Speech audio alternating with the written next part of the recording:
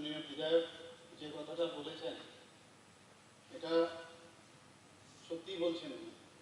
এখানে সত্যি বলছেন মানে এটা একটা কেস হয়েছে এবং এই কেসটা এখন ক্রাইম ব্রাঞ্চের মধ্যে আছে এবং তার তদন্ত চলছে।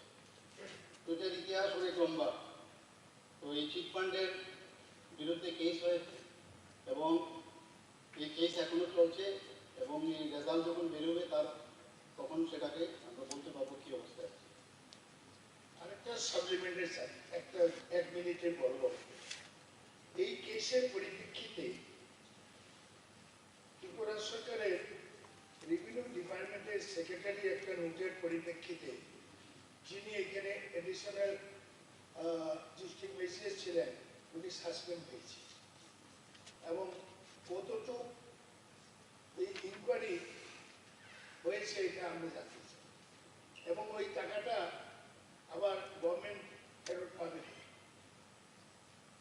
স্যার আমি তার সাথে যুক্ত একসাথেই মাননীয় মুখ্যমন্ত্রী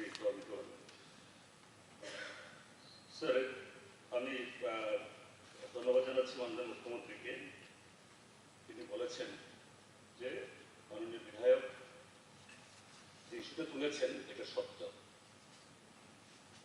এবং মাননীয় বিধায়ক কথা বলেছেন তার মধ্যে একটা হলো একজন এই হাউসের মাননীয় সদস্য তিনি চিঠি দিয়েছেন সেই চিটফান্ডকে টাকাটা দিয়ে দেওয়ার জন্য। আমি মাননীয় মুখ্যমন্ত্রীর কাছ থেকে স্যার আপনার মাধ্যমে এই তথ্য চাইব যে এই ঘটনার সুস্থ তদন্ত করে কিভাবে একজন বিধায়ক কিভাবে একটা টেন্টেড একটা সংস্থাকে টাকা দিয়ে দেওয়ার জন্য হলো এর উপরে কোন ব্যবস্থা গ্রহণ করা হবে। বিষয়টা আমি বললাম আপনাকে যে ক্রাইম ব্রাঞ্চে এখন এটা তদন্ত সাপেক্ষ এবং আপনি যে কথাটা বললেন আমি পুরো এনকোয়ারি করে নিশ্চয়ই আমি তদন্তে যাব। পরবর্তী প্রশ্নকর্তা হচ্ছেন শ্রী মনোজ কান্তি দেব মহোদয়। Honorable Speaker, sir, my immediate start question 31.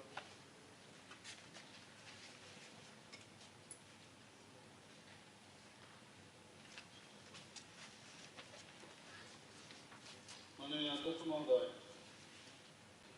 মাননীয় বিধায়ক শ্রী মনোজ কান্তি দেব যে স্টার্ট কোশ্চেন নাম্বার 31 এর মধ্যে যে প্রশ্ন 1 নম্বর হচ্ছে কমলপুর মহকুমার হারের খোলা থেকে ঝুলন্ত সেতু পর্যন্ত নদীর বাঁধ থেকে মেটালিং ও কার্পেটিং করার কোনো পরিকল্পনা দপ্তরে রয়েছে। উত্তর হচ্ছে কমলপুরের হারের খোলা থেকে ঝুলন্ত সেতু পর্যন্ত নদীর বাঁধটিকে মেটালিং ও কার্পেটিং করার কোনো পরিকল্পনা বর্তমানে পূর্ত দপ্তরের জলসম্পদ বিভাগের হাতে নেই। কিন্তু পূর্ত দপ্তরের জলসম্পদ বিভাগ 2022-23 অর্থবর্ষে উক্ত বাঁধের একটি অংশে অর্থাৎ ফুলছড়ি ফিশ মার্কেট থেকে নোয়াগাঁও চৌমনির রাস্তার সংযোগস্থল পর্যন্ত সর্বমোট 1311 মিটার মেটালিং এবং কার্পেটিং করার পরিকল্পনা হাতে নিয়েছে।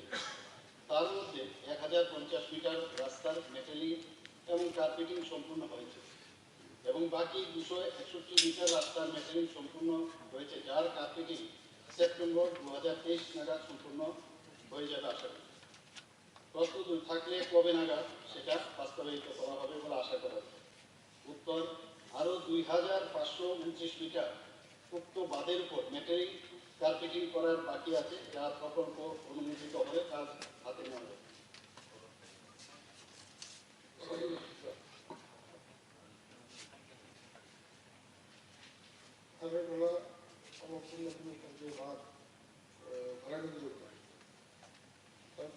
প্রশস্ত করা হয়েছে আমাদের সরকারের সাথে নতুন মাটি ফেলা হয়েছে এবং রুট প্রশস্ত হয়েছে, বাঁধ প্রশস্ত হয়েছে। তার ফলে নতুন মাটিতে রাস্তায় এই বর্ষাকালে বেহাল অবস্থার সৃষ্টি হয়, মানুষের চলাচলের অযোগ্য হয়ে পড়ে। এই অবস্থায় দাঁড়িয়ে ওয়াটার রিসোর্স দপ্তর প্রায় 1.5 কিলোমিটার রাস্তা 2022 সালে মেটালিং এবং কার্পেটিং করেছে। তো বাকি যে 2.5 কিলোমিটার রাস্তা রয়েছে সেটা যদি অতি সত্বর মাননীয় মুখ্যমন্ত্রীর দৃষ্টি আকর্ষণ করছি, অতি সত্বর যদি সেটা করা হয় অসংখ্য বাড়িঘর রয়েছে, তারা উপকৃত হবে। রাস্তাটা ঘাটটা যাতে অনতিবিলম্বে মেট্রোলিং এবং কার্পেটিং করা হয়, সেদিকে আমাদের মুখ্যমন্ত্রীর দৃষ্টি আকর্ষণ আছে। মাননীয় অধ্যক্ষ মহোদয়, আমি মাননীয় বিধায়ক যে বিষয়টা বলছেন নিশ্চয়ই আমি এটা দেখব, তবুও আমার কাছে যে রিপোর্ট আছে সেটা কমলপুর মহকুমা হারের খোলা থেকে যে ঝুলন্ত সেতু পর্যন্ত নদীর বাঁধটি দীর্ঘদিন ধরে জনসাধারণ এর মধ্যে চলাচল করছেন, ছোট যানবাহনও সেখানে এবং যার দৈর্ঘ্য প্রায় 3.84 কিলোমিটার। তো উক্ত বাঁধের উপর ম্যাটেরিং কার্পেটিং ইত্যাদির জন্য জনসাধারণের যাতায়াতের ব্যবস্থা সহজ করার জন্য অনেকদিন ধরে মানে এলাকাবাসীর একটা দাবি ছিল। তো প্রয়োজনীয় আর্থিক সংস্থান বলে নিশ্চয়ই বিষয়টা আমরা পরবর্তী প্রশ্নকর্তা হচ্ছেন শ্রী শ্যামল চক্রবর্তী মহোদয়।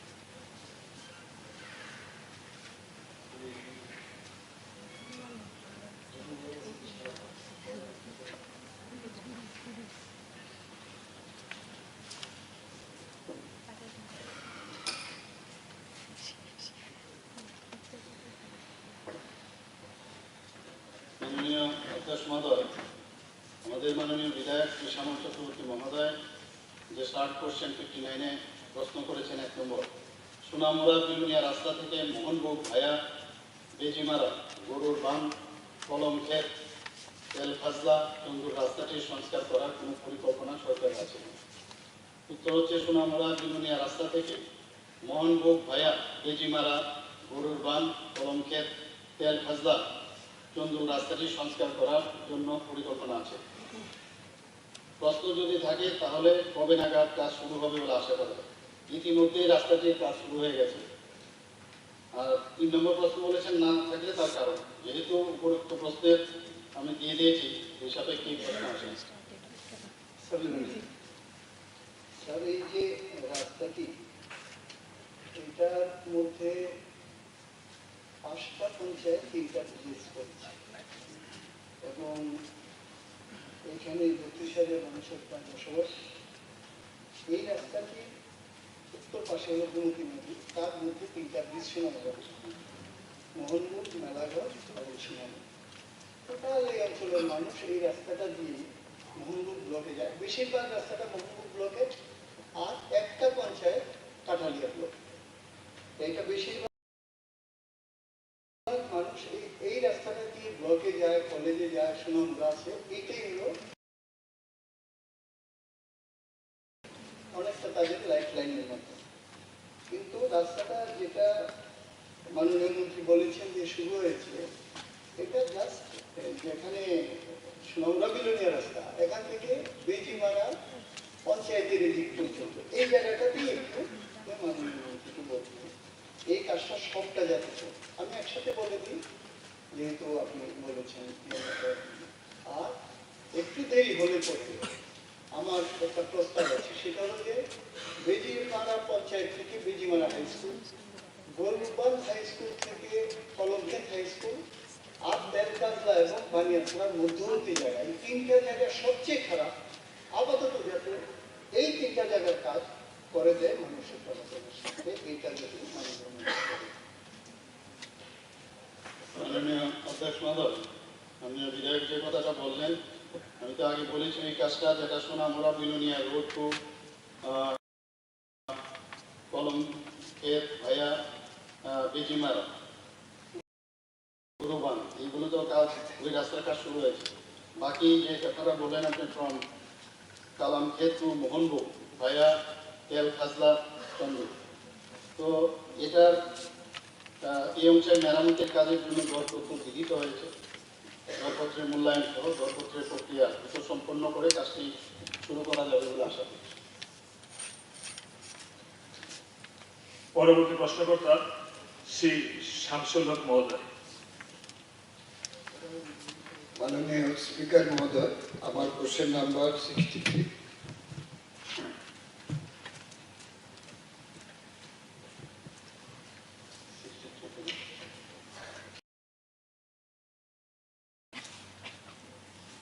মাননীয় অধ্যক্ষ মহোদয়,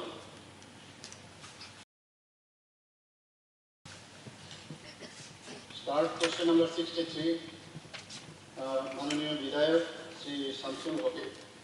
প্রশ্ন হচ্ছে 1 নম্বর, গোমতী নদীর উপর দুর্গাপুর ডুগারা হইতে শ্রীমন্তপুর বিএসএফ ক্যাম্প পর্যন্ত একটি ঝুলন্ত ব্রিজ নির্মাণ করার পরিকল্পনা দপ্তরের আছে কিনা? উত্তর, গোমতী নদীর উপর দুর্গাপুর ডুগারা হইতে শ্রীমন্তপুর বিএসএফ ক্যাম্প পর্যন্ত ঝুলন্ত ব্রিজ নির্মাণ করার কোনো পরিকল্পনা আপাতত পূর্ত দপ্তরের নেই। প্রস্তুত থাকলে কবে নাগাদ কাজ শুরু হবে বলে আশা করা যায়? 2 নম্বর প্রশ্নের উত্তর হচ্ছে উপরোক্ত প্রশ্নের উত্তরের সাপেক্ষে এই প্রশ্ন আসেন। মাননীয় স্পিকার মহোদয়, সাপ্লিমেন্টারি, আমাদের যে প্রস্তাবটা যে ব্রিজটা, এটার পাশে গোমতীর উত্তর পাড় এবং দক্ষিণ পাড়ে বিএসএফ ক্যাম্প, এটা কোম্পানি হেডকোয়ার্টার। এখানে 3 মিনিটে নদীর উত্তর পাড়ে আসতে পারে তাদের বর্ডার ডিউটি থেকে আরম্ভ করে ল অ্যান্ড অর্ডারের বিষয় নিয়ে। কিন্তু এখানে যদি ব্রিজটা না থাকার ফলে গাড়ি দিয়ে আধা ঘন্টা লাগে ওই জায়গায় সেখানে বুঝতে গিয়ে। এছাড়া এর পাশেই সেখানে আন্তর্জাতিক অর্থাৎ বর্ডার হাট সেখানে হচ্ছে, কাজে এই এলাকার মানুষের যোগাযোগের সেখানে আধা ঘন্টার উপরে গাড়ি দিয়ে যেতে হবে, অথচ এখানে আমরা 1.5 কিলোমিটারের মধ্যেই আমরা ওই জায়গায় সেখানে আমরা বুঝতে পারি। এটা যেমন ঠিক তার পাশাপাশি নদীর 2 পাড়েই সেখানে কৃষকরা আছে, তাদের ফসল ওইদিকে কৃষকরা এই পাড়ে অর্থাৎ উত্তর পাড়ে সেখানে জমি আছে, আবার উত্তর পাড়ে যারা আছেন তাদের জমি আবার দক্ষিণ পাড়ে আছে। এতে গিয়ে ফসল সেখানে তার ঘরে তুলতে গিয়ে প্রায় 8-10 কিলোমিটার সেখানে করতে হয়। এই জিনিসটা অত্যন্ত জরুরি। আমি আপনার মাধ্যমে আমি মাননীয় মন্ত্রী মহোদয়কে অনুরোধ করব প্রয়োজনে ভিজিট করে এই ব্রিজটার অত্যন্ত গুরুত্বপূর্ণ আন্তর্জাতিক ক্ষেত্রে এবং আমাদের রাজ্যের কৃষকদের স্বার্থে, রাজ্যের জনগণের স্বার্থে এই ব্রিজটি অত্যন্ত জরুরি। কাজে বিষয়টা যাতে উনি যাতে বিবেচনা করেন। ধন্যবাদ। মাননীয় অধ্যক্ষ মহোদয়, এখানে কিন্তু অলরেডি 2টো যোগাযোগের ব্যবস্থা আছে। একটা হচ্ছে দুর্গাপুর থেকে গোমতী নদীর উপর পূর্ত দপ্তর সড়ক ও সেতু কর্তৃক নির্মিত সোনামুড়া সংহতি ব্রিজ হয়ে শ্রীমন্তপুর ভায়া রবীন্দ্রনগর রাস্তা, যার দৈর্ঘ্য 6 কিলোমিটার একটা রাস্তা। আরেকটা রাস্তা হচ্ছে দুর্গাপুর থেকে গোমতী নদীর উপর রুরাল ডেভেলপমেন্ট ডিপার্টমেন্ট দ্বারা নির্মিত স্টিল ফুটব্রিজ হয়ে শ্রীমন্তপুর পর্যন্ত রাস্তা, যার দৈর্ঘ্য 4.50 কিলোমিটার। এই স্টিল ফুটব্রিজটি দিয়ে পায়ে হেঁটে অথবা দ্বিচক্র যান দিয়েও চলাচল করা যায়। স্টিল ফুটব্রিজটির দৈর্ঘ্য 126 মিটার এবং প্রশস্ততা 1.9 মিটার। মাননীয় সদস্য, পরবর্তী প্রশ্নকর্তা শ্রী সুদীপ সরকার মহোদয়। মাননীয় স্পিকার স্যার, আমার স্টার্ট কোশ্চেন 82।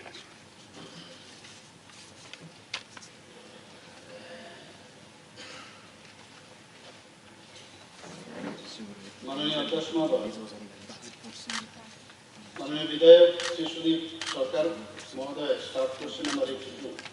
প্রশ্ন 1, বড়জলা বিধানসভা নির্বাচনী কেন্দ্রের অন্তর্গত কৃষি জমিগুলিতে জলসেচের জন্য মিনি ডিপ টিউবওয়েল বসানোর কোনো পরিকল্পনা সরকারের আছে? উত্তর হচ্ছে, বড়জলা বিধানসভা নির্বাচনী কেন্দ্রের অন্তর্গত এলাকায় তথা এএমসি ওয়ার্ড এলাকায় কৃষি জমিগুলিতে জলসেচের জন্য 32টি মিনি ডিপ টিউবওয়েল অর্থাৎ স্মল বোর টিউবওয়েল বসানোর পরিকল্পনা পূর্ত দপ্তরের জলসম্পদ বিভাগ থেকে 2021-22 অর্থ বছরে নেওয়া হয়েছে। উক্ত কাজগুলোর ডিপিআর তৈরি করে ঊর্ধ্বতন কর্তৃপক্ষের অর্থাৎ regional director central ground water বোর্ডের নিকট পাঠানো হয়েছে।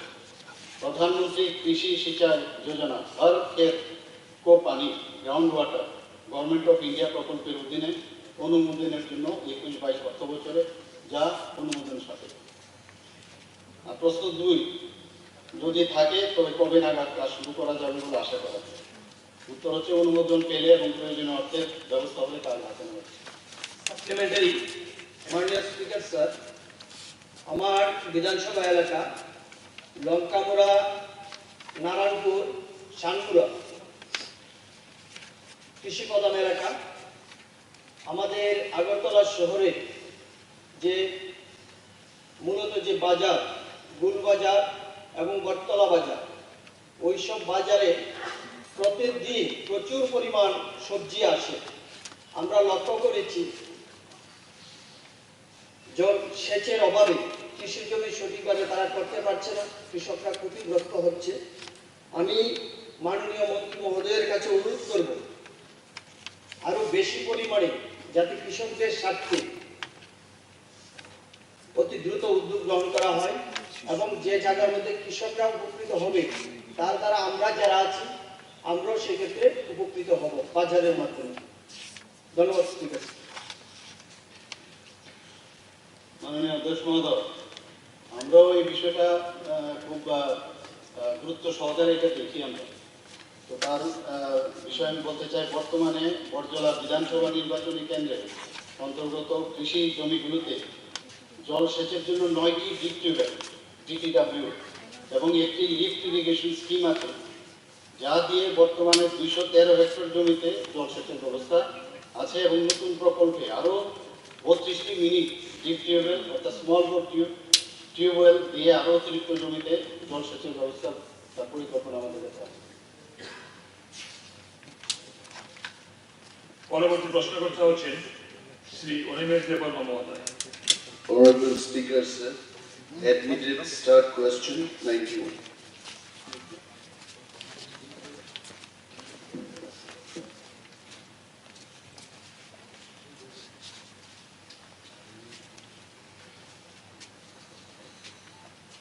মাননীয় অধ্যক্ষ মহোদয়, কোশ্চেন নাম্বার 91। প্রশ্ন 1, রাজ্যের কৃষিযোগ্য জমিকে আরও বেশি পরিমাণ সেচের আওতায় আনার জন্য গ্রাউন্ড ওয়াটার উপর নির্ভর না করে বৃষ্টির জল ধরে রাখার রাজ্য সরকারের তরফ থেকে বিশেষ কোনো কর্মসূচি গ্রহণ করা হয়েছে কিনা? উত্তর হচ্ছে, রাজ্যের কৃষিযোগ্য জমিকে আরও বেশি পরিমাণ সেচের আওতায় আনার জন্য গ্রাউন্ড ওয়াটারের উপর নির্ভর না করে বৃষ্টির জল যাতে ধরে রাখা যায় তার জন্য পূর্ত দপ্তরে জল সম্পদ বিভাগের মোট 14টি মাইনর ইরিগেশন স্টোরেজ স্কিম অর্থাৎ রেইন ওয়াটার হারভেস্টিং স্ট্রাকচারের কাজ চলছে। এছাড়াও বৃষ্টির জল ধরে রাখার জন্য 18টি মাইনর ইরিগেশন স্টোরেজ স্কিম অর্থাৎ রেইন ওয়াটার হারভেস্টিং স্ট্রাকচার এবং তার ডিপিআর তৈরির কাজ চলছে। Supplementary, sir.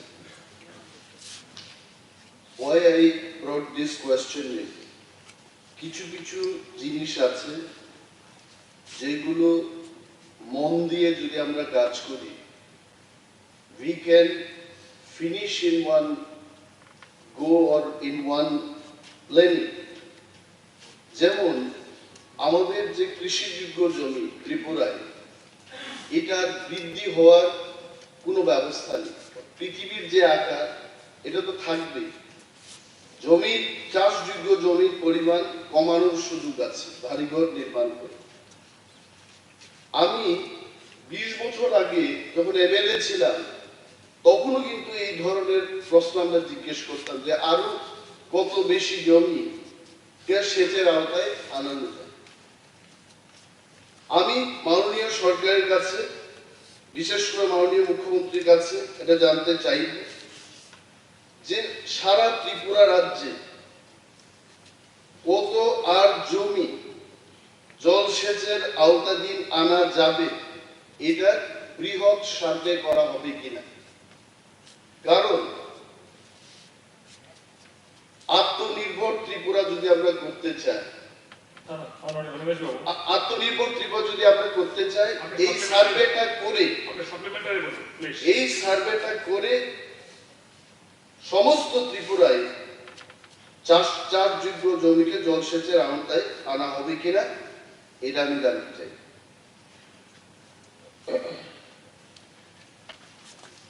মাননীয় অধ্যক্ষ মহোদয়, আমাদের মাননীয় বিরোধী দল নেতা উনিমেশ বাবু যে সাজেশনটা রেখেছেন, আমরাও চাই যে সমস্ত যেসব জায়গাগুলো আমাদের এই জলসেচের আওতায় এবং কৃষিযোগ্য করে তোলা, সেই ব্যবস্থা আমরা করছি, টাইম টু টাইম আমরা এটা করছি।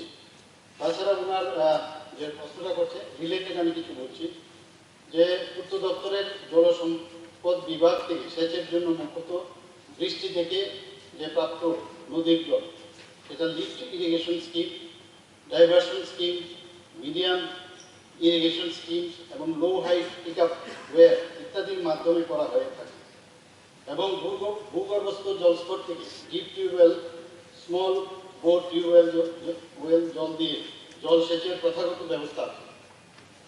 বর্তমানে ভূগর্ভস্থ জলস্তরকে আরও পর্যাপ্ত করার জন্য অতিরিক্ত উৎস হিসাবে বৃষ্টির জলকে ব্যবহার করে মাইনর ইরিগেশন স্টোরেজ স্কিম অর্থাৎ রেইন ওয়াটার হারভেস্টিং স্ট্রাকচার রাজ্যে বর্তমানে বিভিন্ন জায়গাতে করা হচ্ছে। এখানে কোন কোন জায়গায় হচ্ছে, কি অবস্থায় আছে, সব পুরো আমার কাছে আছে। তো আপনি যদি চান আমি এগুলো আপনাকে দিয়ে দিতে পারি। পরবর্তী প্রশ্ন এনেছেন মাননীয় সদস্য শ্রীমতী কল্যাণী সাহারায় মহোদয়। Honorable Speaker, sir, my admitted start question 114. না কত বললেন আপনি? 114. না কিন্তু এখানে তো আছে 100। আমার তিনটা প্রশ্ন এসছে, এর মধ্যে আমি একটা সিলেক্ট করছি। না না না, তিনটা প্রশ্নের মধ্যে আসছে তো এরপরে আসছে 12 নম্বর যুগ্ম হবে আপনি এবং শিবরঞ্জিত দেববর্মা মহোদয় সহ। আচ্ছা। এরপরে না না, আমার টোটাল তিনটা আছে। হ্যাঁ, আচ্ছা। আপনি আমার এক্স্যাক্টলি যেটা আনসার বলুন। 100.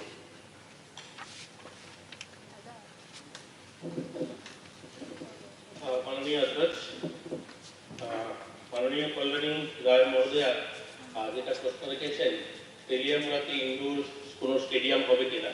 বর্তমানে আমাদের ত্রিপুরাতে 6টা স্থানে ইনডোর স্টেডিয়াম রয়েছে।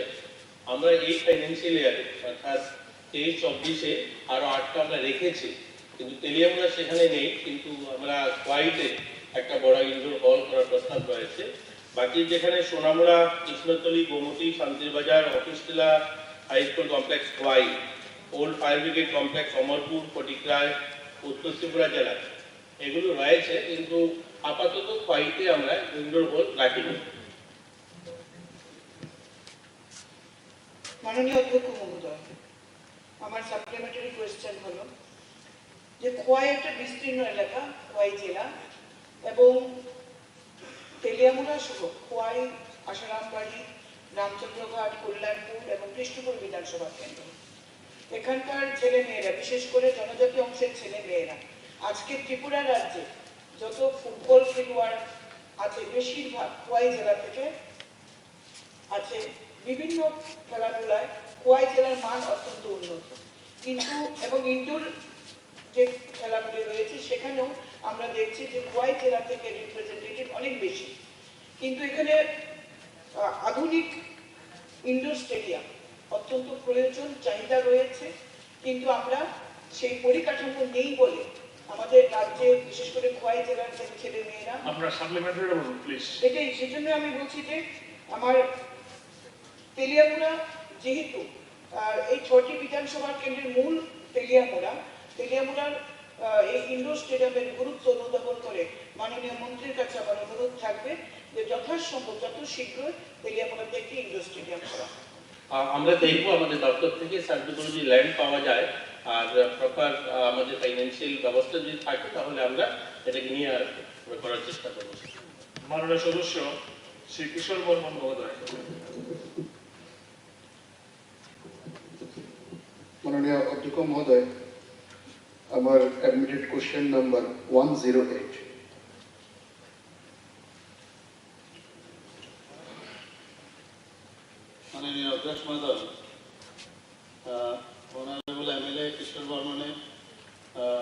Question number 108।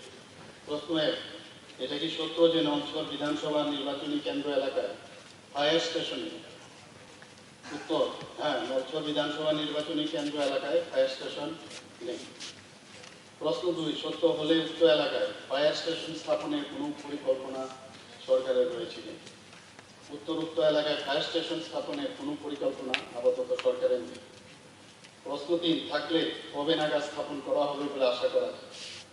উত্তর হচ্ছে 2 নম্বর প্রশ্নোত্তরের পরিপ্রেক্ষিতে এই প্রশ্ন প্রযোজ্য না। 4 নম্বর প্রশ্ন হচ্ছে না হলে তার কারণ কি? উত্তর, গ্রামীণ এলাকায় ফায়ার সার্ভিস স্টেশন স্থাপন করার বিষয়ে স্ট্যান্ডিং ফায়ার অ্যাডভাইজারি কাউন্সিলের যে নির্দেশিকা আছে সেই অনুযায়ী নলছড় বিধানসভা নির্বাচনী এলাকায় ফায়ার সার্ভিস স্টেশন স্থাপন করার বিষয়টি পরীক্ষা নিরীক্ষার পর প্রয়োজনীয় অর্থ এবং লোকবলের সংস্থান হলে বিজ্ঞান ভিত্তিক পর্যালোচনার মাধ্যমে দপ্তর নলছড় বিধানসভা এলাকায় ফায়ার স্টেশন স্থাপনের বিষয়টি বিবেচনা করবে। Supplementary sir. স্যার, আমার নলছড় বিধানসভা এলাকায় ফায়ার স্টেশন দুটো দিক থেকে আসে। একদিকে মেলাঘর ফায়ার স্টেশন, অন্যদিকে সোনামুড়া ফায়ার স্টেশন থেকে। আর এই দুটোই আমার বিধানসভার বাইরে। তো ওই দু স্থান থেকে নলছড় বিধানসভায় যখন কোনো দুর্ঘটনা ঘটে, ফায়ার ব্রিগেড আস্তে আস্তে দুর্ঘটনা এড়ানো সম্ভব হয় না। তো সেই কারণে নলছড় এলাকাতে একটা বিশেষ দৃষ্টি দিয়ে একটা ফায়ার স্টেশন স্থাপন অত্যন্ত জরুরি। এ বিষয়ে আপনার মাধ্যমে মাননীয় মন্ত্রী দৃষ্টি আকর্ষণ করছে। মাননীয় অধ্যক্ষ মহোদয়, যে কোনো ফায়ার সার্ভিস স্টেশন করতে গেলে যে স্ট্যান্ডিং ফায়ার অ্যাডভাইজারি কাউন্সিলের যে নির্দেশিকা 50 বর্গ কিলোমিটার এলাকার মধ্যে একটা ফায়ার স্টেশন করা থাকে। তো নলছড় বিধানসভা নির্বাচনী কেন্দ্র এলাকা যে ফায়ার সার্ভিস স্টেশন, যেটা মেলাঘরের কথা উনি বলেছেন, মেলাঘর ফায়ার স্টেশন, তার দূরত্ব হচ্ছে 12 কিলোমিটার। তো সেই দিকে বিবেচনা করে স্ট্যান্ডিং ফায়ার অ্যাডভাইজারি কাউন্সিল বলছে এখানে এখন বর্তমানে এখন প্রয়োজন। মাননীয় পরবর্তী প্রশ্ন যুগ্মভাবে এনেছেন মাননীয় সদস্য শ্রীমতী কল্যাণী সাহা মহোদয়া ও শ্রী রঞ্জিত দাস মহোদয়।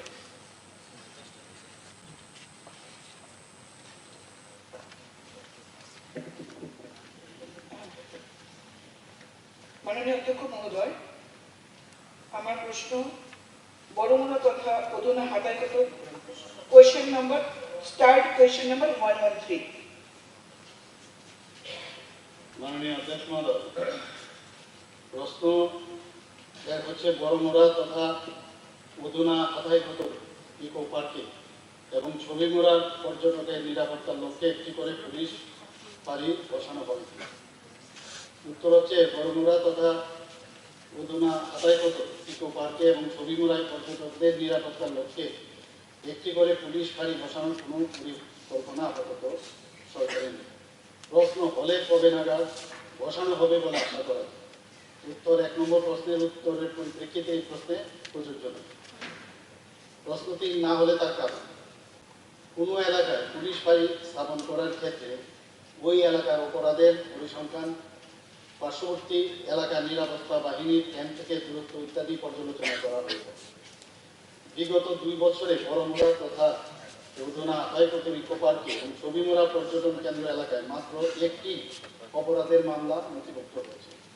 তাছাড়া অন্যান্য সংশ্লিষ্ট বিষয় বিবেচনা করেই বর্তমানে ওইসব স্থানে পুলিশ ফাঁড়ি নির্মাণে পরিকল্পনা হবে কি হবে না সেইভাবে দিচ্ছে না। সাপ্লিমেন্টারি স্যার,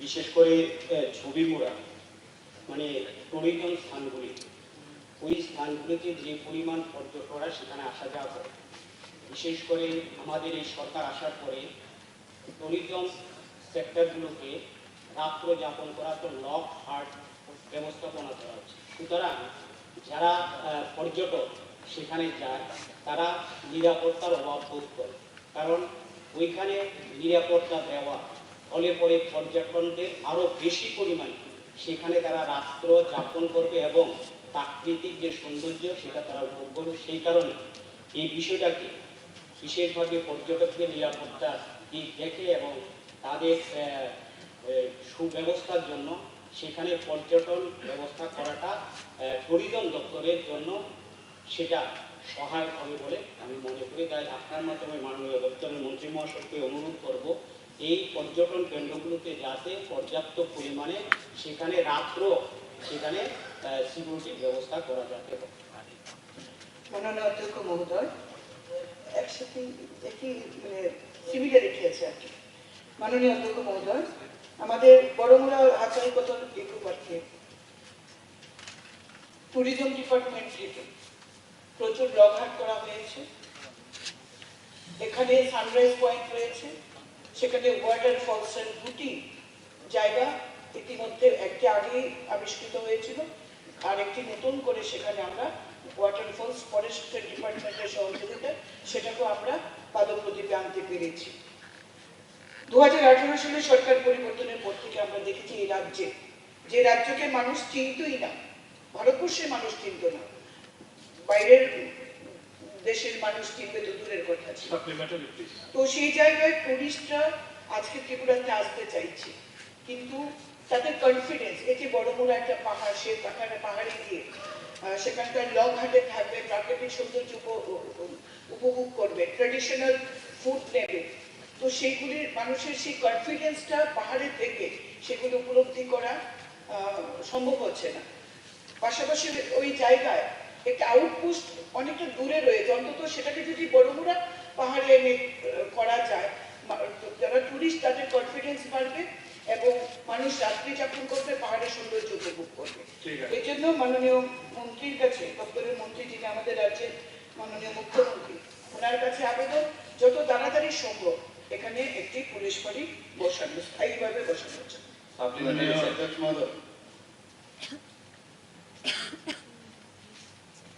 এই বিষয়টা অ্যাকচুয়ালি আমরাও বিবেচনা করছি যে টুরিস্টরা যাতে সেফলি এখানে থাকে, এবং এটা নিয়ে অনেক আলোচনাও হয়েছে। তো এটা আমাদের দপ্তরের তরফ থেকে এবং ট্যুরিজমের সাথে যোগাযোগ করে আমরা একটা টুরিস্ট পুলিশ এই ধরনের একটা ব্যবস্থাপনা হয়তো আগামী দিন আমরা করার একটা পরিকল্পনা। পরবর্তী প্রশ্ন এনেছেন যুগ্মভাবে শ্রীমতী কল্যাণী সাহারায় মহোদয়া ও শ্রী রঞ্জিত দেববর্মা মহোদয়। My equity stat question number 114.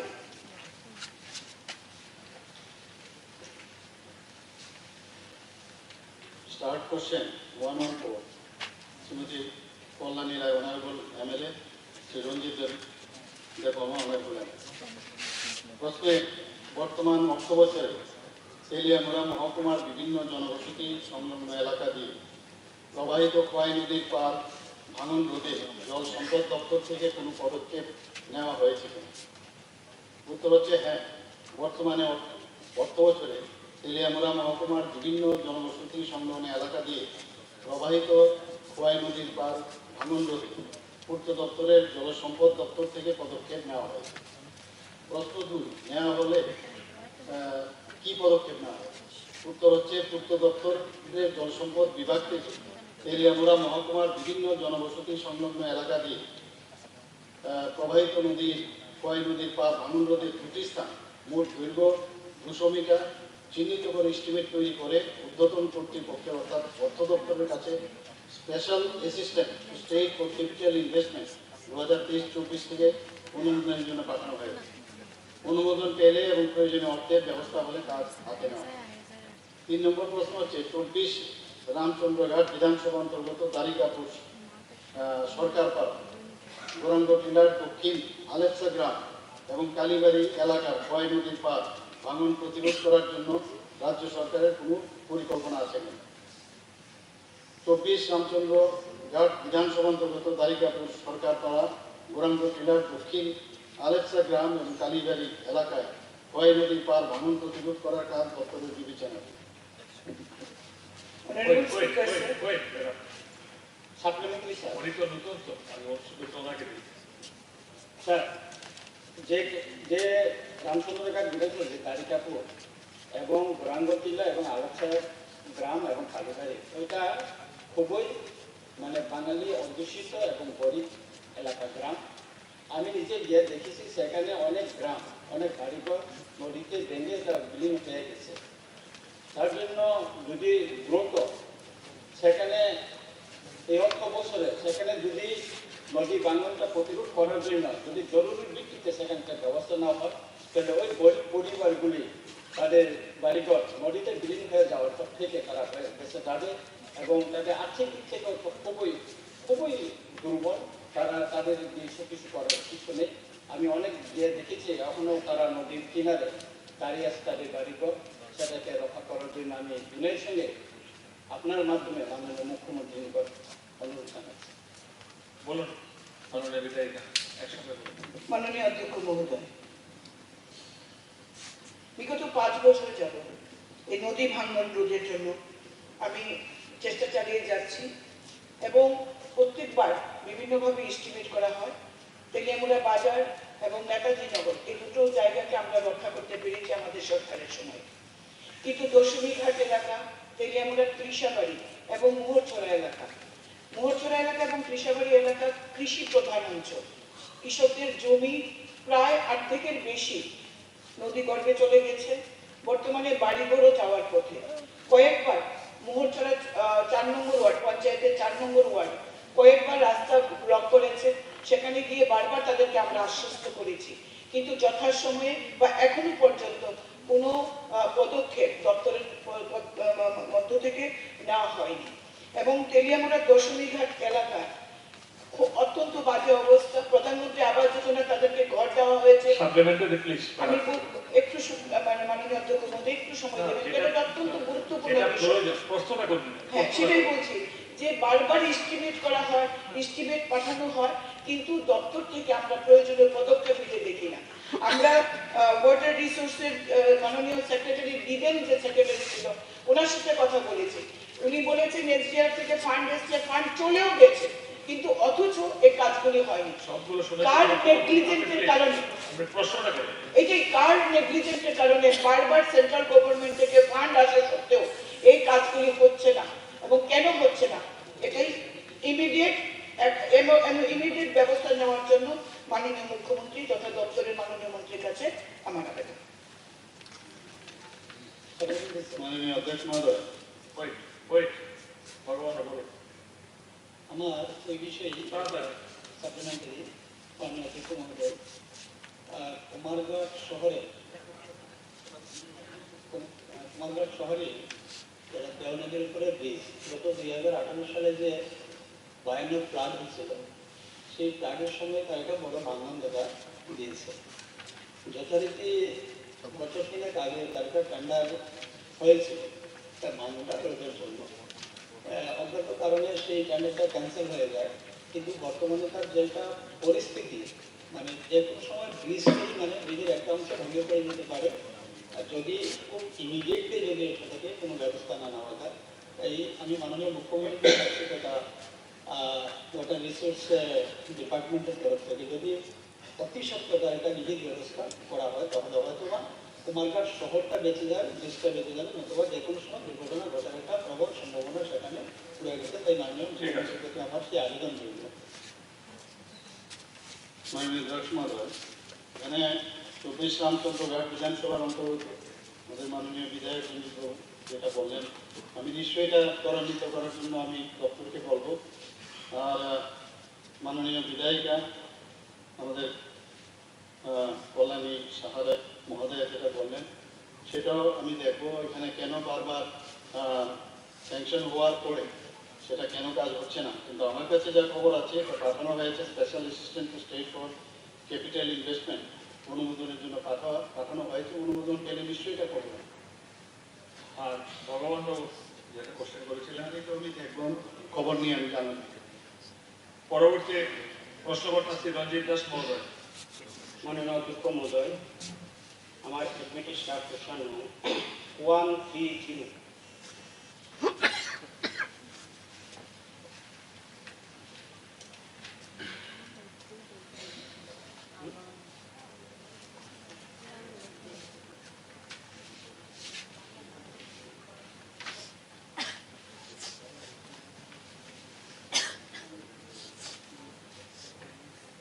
মাননীয় অধ্যক্ষ মহোদয়,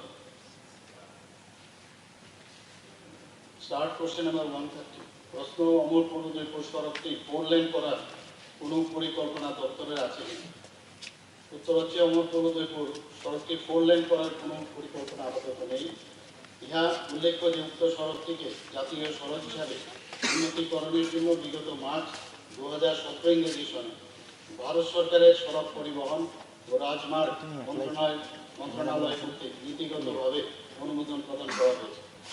চূড়ান্ত অনুমোদন পাওয়া গেলে যানবাহন চলাচলের ঘনত্বের উপর ভিত্তি করে সড়কটিকে প্রশস্তীকরণ সহ উন্নতিকরণের কাজ হাতে নেওয়া যাবে বলে আশা করা যায়।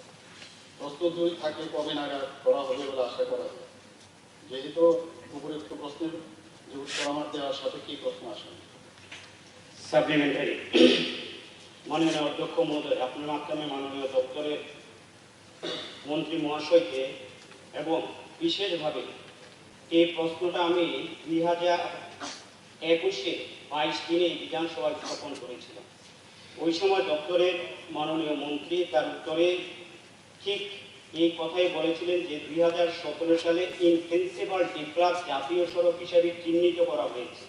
এরপরে বলা হয়েছিল যে এর শেয়ার মূল্য 30শে নভেম্বর 2020 অনুরোধ করা হয়েছে উপরোক্ত সড়কটি ইন প্রিন্সিপাল ডাইরেক্ট জাতীয় সড়কের মধ্যে একটি, অর্থাৎ অমরপুর উদয়পুর সড়ক।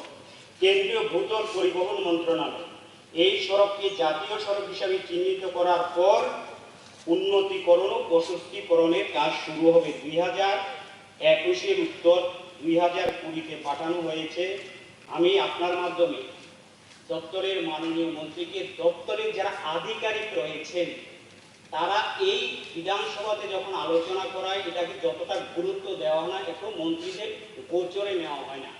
আমি বিশেষভাবে অমরপুর উদয়পুর রোডকে সম্পর্কে এই সভাতে বারবার উত্থাপন করছি, এই কারণে এটার গুরুত্ব কতটা আপনারা এখানে যারা এই সভাতে রয়েছেন তার সবাই অনুভব করবেন।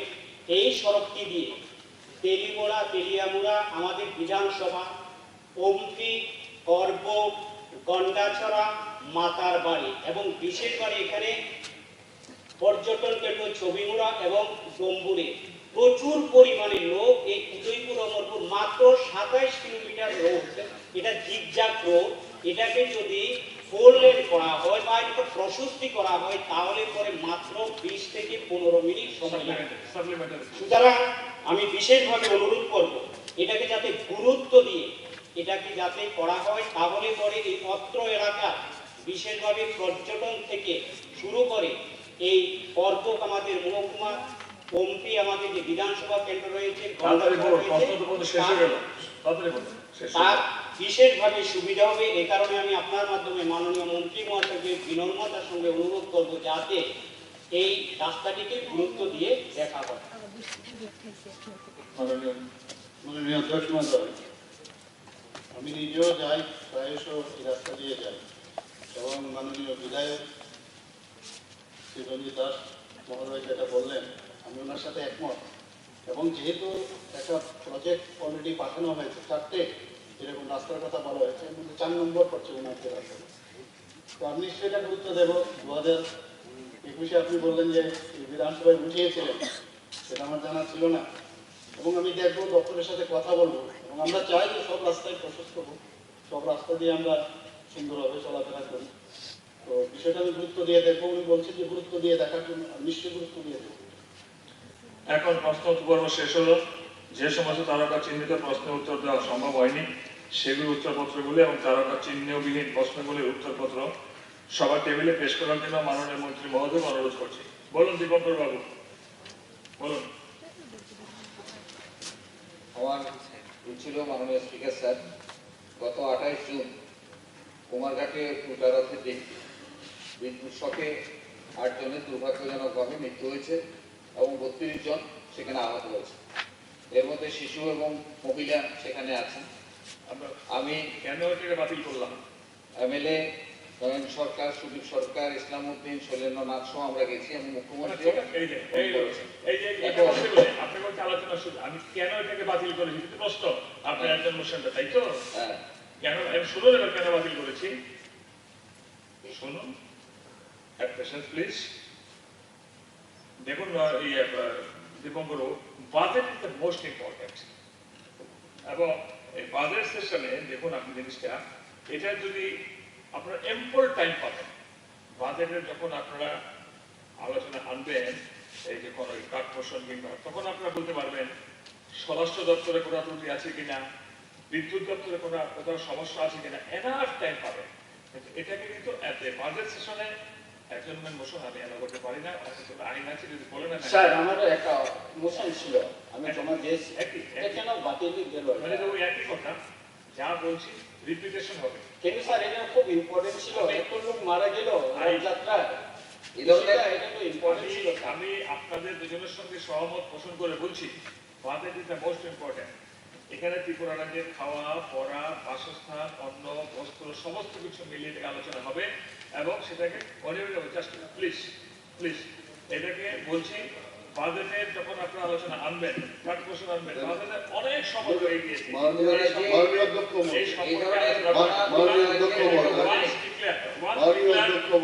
আপনার কথা আমি এটাকে স্যার, give me 1 minute, বলুন। give me 1 minute.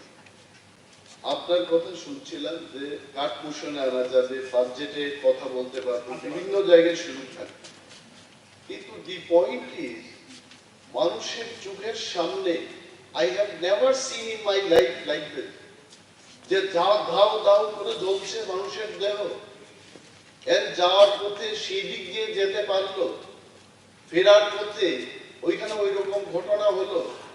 মাননীয় মুখ্যমন্ত্রী গেছেন, I really thank you very much, সেই দিনই উনি সেখানে গেছেন। কিন্তু নাও দি পয়েন্ট ইজ, এই ঘটনাটা কেন হলো, অনেকের অনেক কিছু জানা থাকতে পারে। Once we discuss who are the people responsible for this, এবং যে পরিবারে লোক মারা গেছে, অল অফ দেম, তাদের ব্যথা আমাদের আলোচনায় কিন্তু শেষ হবে না। বাট এটা প্রশাসনিক ভাবে সেই দিন আমার কাছে যতটুকু খবর আছে, প্রশাসনিক স্তরে বলেছে এই দিক দিয়ে যাওয়া যাবে না। But there was something, some person, উনি নিজের গায়ের জুড়ে বলেছে চলো, আমি বলছি এই দিক দিয়ে নিয়ে চলো, এবং তারপরে এই ঘটনাটা হলো। Why the assembly will not find ওই দারসিংকে কেন আমরা বের করব না? Because of him so many people have died. আমিও মারা যেতাম যদি সেই দিন আমি যেতাম ওই স্পটে, মুখ্যমন্ত্রীও মারা যেতে পারতেন সেই ঘটনায়। Why can't we discuss about this? My intention ওই দারসিংকে বের করতে হবে, যার কারণে এই ঘটনাটা হলো। কে সেভাবে বলতে পারে? All I understood you. Honorable Speaker, sir. Just one. Let me answer him. Let me answer him. Let me answer him. What do you do? আপনি যথেষ্ট you are huge experienced persons, so that I am reading in front of you. On the day allotted under sub rule, I mean budget, no other business except the question shall be taken up without the consent of the speaker. আপনি জানেন এটা তর্ক বিতর্ক চলতে পারবে, কিন্তু আমি যেটা বললাম বাজেট ভাষণে ইম্পর্টেন্ট পাবে, প্রত্যেকে বলতে পারবে, তদন্ত করতে হবে কিনা, কার ব্যর্থতা, কোথায় ত্রুটি, কে সে দোষী, আলোচনার সুযোগ রয়ে গেল। সাপ্লিমেন্টারি জিজ্ঞেস করব, যে আত্মনির্ভর বলার পরে আপনি বলেছেন যে আপনার প্রশ্নটা করুন। আর আত্মনির্ভর মানে তো বিজেপি না, আত্মনির্ভর even I want to be আত্মনির্ভর। আপনি তো বলবেন পয়েন্টে বলুন, পয়েন্টে। স্যার আমি আপনাকে বলছি মাননীয় পরিষদীয় মন্ত্রী যখন বিরোধী দলনেতা ছিলেন, আমি ওনার আন্ডারেই সাধারণ এমএলএ ছিলাম, কার্ড পোষণে দুনিয়ার কথা বলতে পারতাম। যারা কার্ড পোষণ জমা দেননি ওনারাও কার্ড পোষণে অংশগ্রহণ করতে পারতেন। এখন আইন দেখিয়ে বলা হচ্ছে যে যারা কার্ড পোষণ আনবে তারাই বলতে পারবে। এগুলো তো আপনার দেখার বিষয়।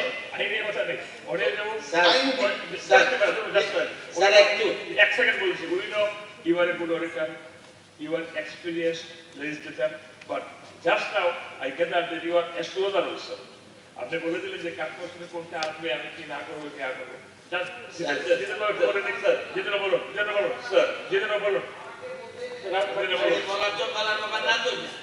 আপনার বলার উপরে আলোচনা হচ্ছে।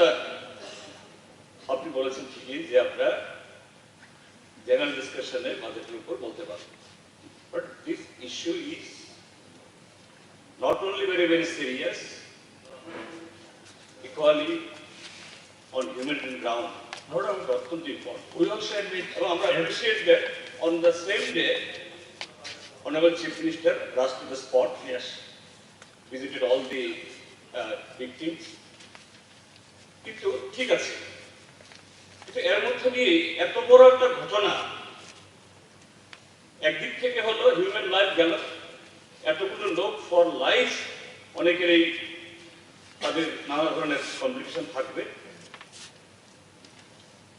তার সাথে হলো এই জাতীয় ঘটনা শুধু কুমারঘাটে না, তার আগে মেলা ঘরে উদয়পুরে হলো, কিন্তু তারপর ঘটনাগুলি হলো হিসেবে মাননীয় বিরোধী নেতা বলেছেন।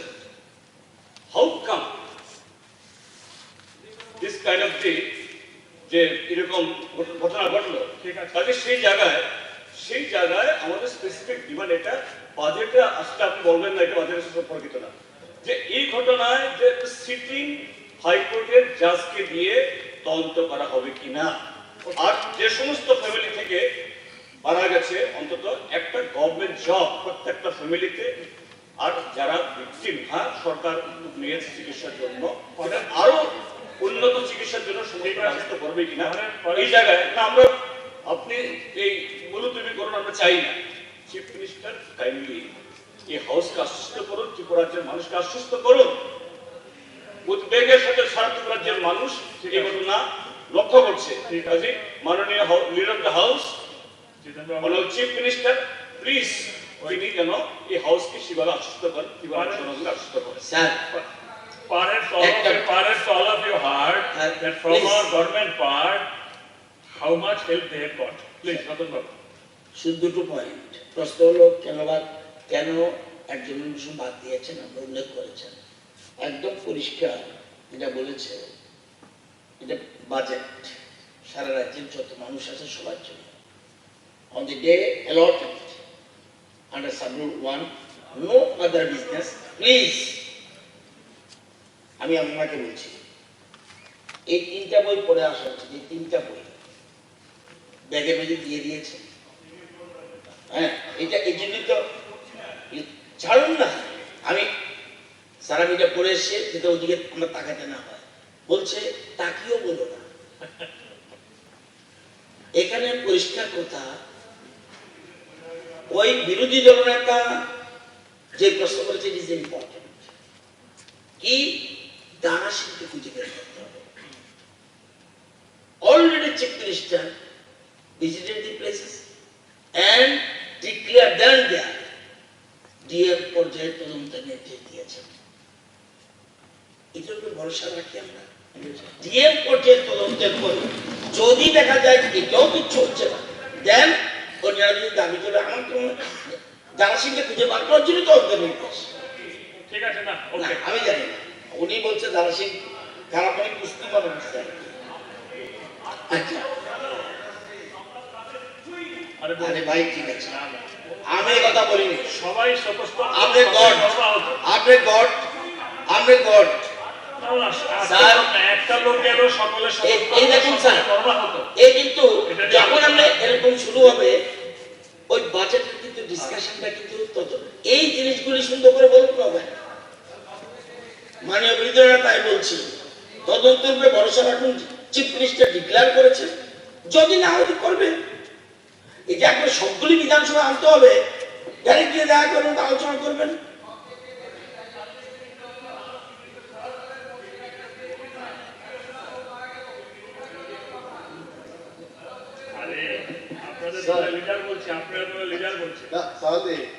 তাহলে এইটুকু আমরা কনক্লুডিং স্টেটমেন্ট দিতে পারি, ওয়ান্স ডিএম পর্যায়ে যে তদন্তটা হবে, if we are not satisfied, তাহলে ম্যাজিস্ট্রেট লেভেল পর্যায়ে ওনারা করবে, জুডিশিয়াল লেভেলে করবেন। এবং why not কম্পেনসেশনের যে টাকাটা, why don't we increase that? কারণ সেটা আমি দেখেছি মাননীয় উপজাতি কল্যাণ দপ্তরের মন্ত্রী উনি একটা জায়গায় গিয়ে 4 লক্ষ টাকা দিয়ে এসছেন, দাও দাও করে তারা চলে গেছে। Why don't we give them 20 lakhs? Compensation should be minimum 20 lakhs. এই সমস্ত লোকের this is our demand. ঠিক আছে, এটা রিথিং করা যাবে। রেফারেন্স পিরিয়ড, এখন রেফারেন্স পিরিয়ড আমি মাননীয় সদস্যদের নিকট থেকে 3টি রেফারেন্স পিরিয়ড নোটিশ পেয়েছি। সেই নোটিশগুলো পরীক্ষা নিরীক্ষার পর গুরুত্ব অনুসারে সভায় উত্থাপনের অনুমতি দিয়েছি। এখন আমি মাননীয় সদস্য শ্রীমতী মিনা রানী সরকার কর্তৃক আনিত রেফারেন্স পিরিয়ডের বিষয়বস্তু সভায় উত্থাপনের জন্য অনুরোধ করছি। মাননীয় সদস্য বিষয়বস্তুটি উত্থাপন করবেন।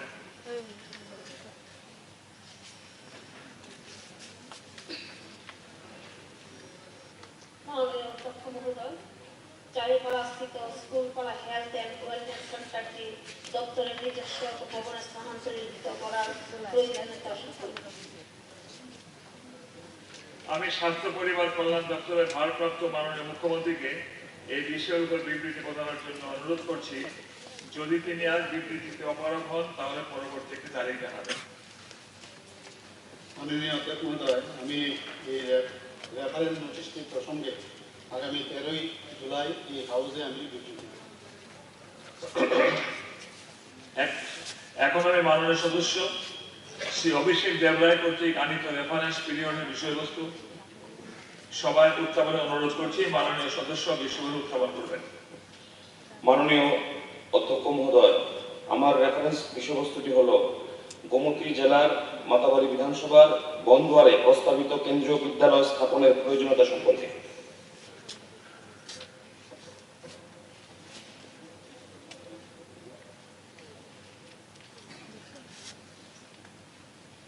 আমি শিক্ষা দপ্তরের ভারপ্রাপ্ত মাননীয় মুখ্যমন্ত্রীকে এই বিষয়ের উপর বিবৃতি প্রদানের জন্য অনুরোধ করছি। যদি তিনি আর বিবৃতি দিতে অপারগ হন তাহলে পরবর্তী একটি তারিখ জানাবেন। মাননীয় উপাধ্যক্ষ মহোদয়, আমি এই প্রসঙ্গে 13ই জুলাই এই হাউসে আমি বিবৃতি দেব। এখন আমি মাননীয় সদস্য শ্রী রঞ্জিত দেববর্মা কর্তৃক আনিত রেফারেন্স পিরিয়ডের বিষয়বস্তু সবাই উত্থাপনের জন্য অনুরোধ করছি। মাননীয় সদস্য বিষয়বস্তুটি উত্থাপন করবেন। মাননীয় স্পিকার স্যার, গত 9 জুলাই প্রতিবাদী কলম প্রবাদী বাংলা দৈনিকে একটা বড় একটা হেডলাইন দিয়ে একটা নিউজ বাইর হয়েছিল, দেশের মানচিত্রে ত্রিপুরা শেপ পরিব। সেখানে বলা হয়েছে গত 3 বছরে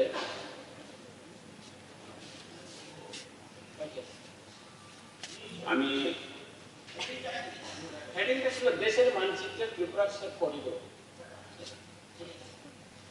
আমি স্বরাষ্ট্র দপ্তরের ভারপ্রাপ্ত মাননীয় মুখ্যমন্ত্রীকে এই বিষয়ের উপর বিবৃতি প্রদানের জন্য অনুরোধ করছি। যদি তিনি আজ বিবৃতি দিতে অপারগ হন তাহলে পরবর্তী একটি তারিখ জানাবেন। মাননীয় উপাধ্যক্ষ মহোদয়, আমি এই রেফারেন্স নোটিশটির প্রসঙ্গে আগামী 13ই জুলাই এই হাউসে বিবৃতি দেব। এখন দৃষ্টি আকর্ষণীয় নোটিশ। উপাধ্যক্ষ মহোদয়, আমি একটা দিয়েছিলাম স্যার, ওটা কেন ক্যান্সেল হল? প্রশ্ন পাইনি, কারণ 15টার উপরে প্রশ্ন রিজেক্ট করে আমাদের মাননীয় নাট্যকার স্পিকার মহোদয়। আমি এখন তো প্রশ্ন করবো শেষ। এখন আপনার তো নিরপেক্ষতা আপনারা জানাচ্ছেন না। আমার বক্তব্য হলো সিলিকন ডিসপ্লে বোর্ড লাগিয়ে নদীর দুর্নীতি দৈনিক সংবাদ পত্রিকা গত 12ই জুন 2023 এটা স্যার ক্যান্সেল করা হলো কেন? না বললে তো বসতে হবে। এখন দৃষ্টি আকর্ষণীয় নোটিশ।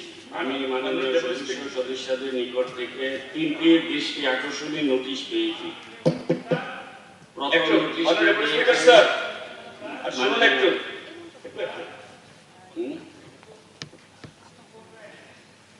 আপনি তো মন্ত্রী ছিলেন, একটু ডাউন হয়েছে।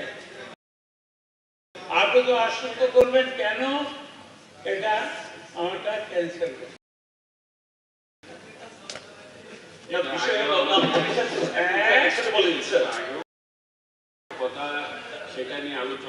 অনেকদিনই কাটা হয়েছে কেন যেহেতু আরে আমি বলছি রেফারেন্স বেশি অ্যালাউ করা যায় না তো কি করবো স্পিকারের হাতে গিয়ে হাতটা আসলে বলে দিয়েছে এটা আপনারা deputy speaker sir sir just 1 minute.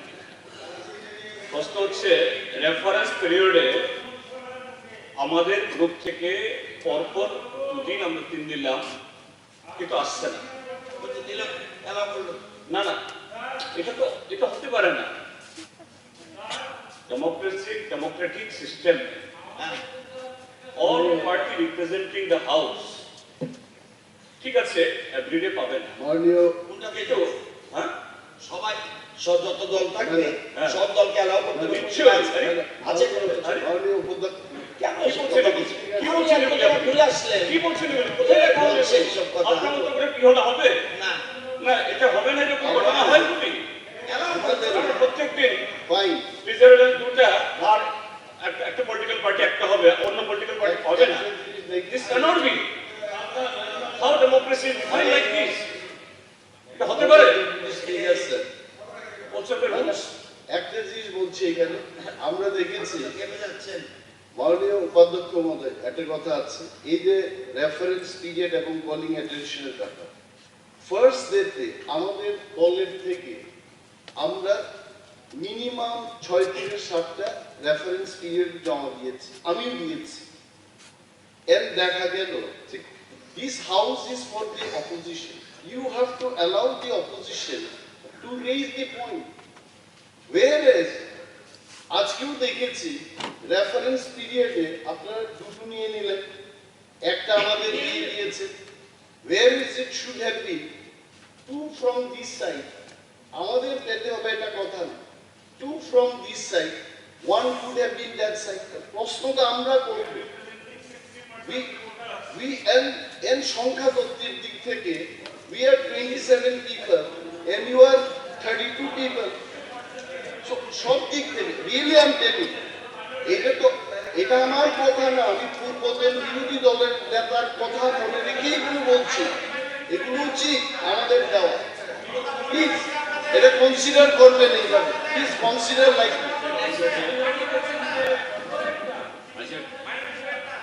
আরে এখন তিনটা আপনাদের তিনটা দিয়ে দিলে ট্রেজারি বেসিস হবে না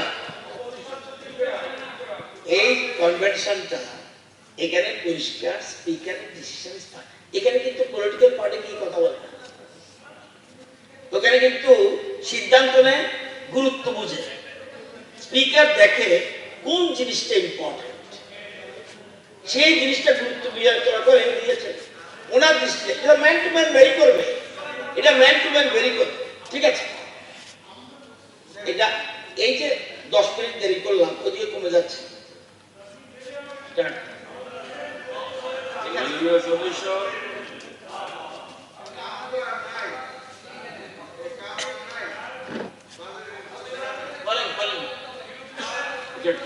দৃষ্টি আকর্ষণীয় নোটিশ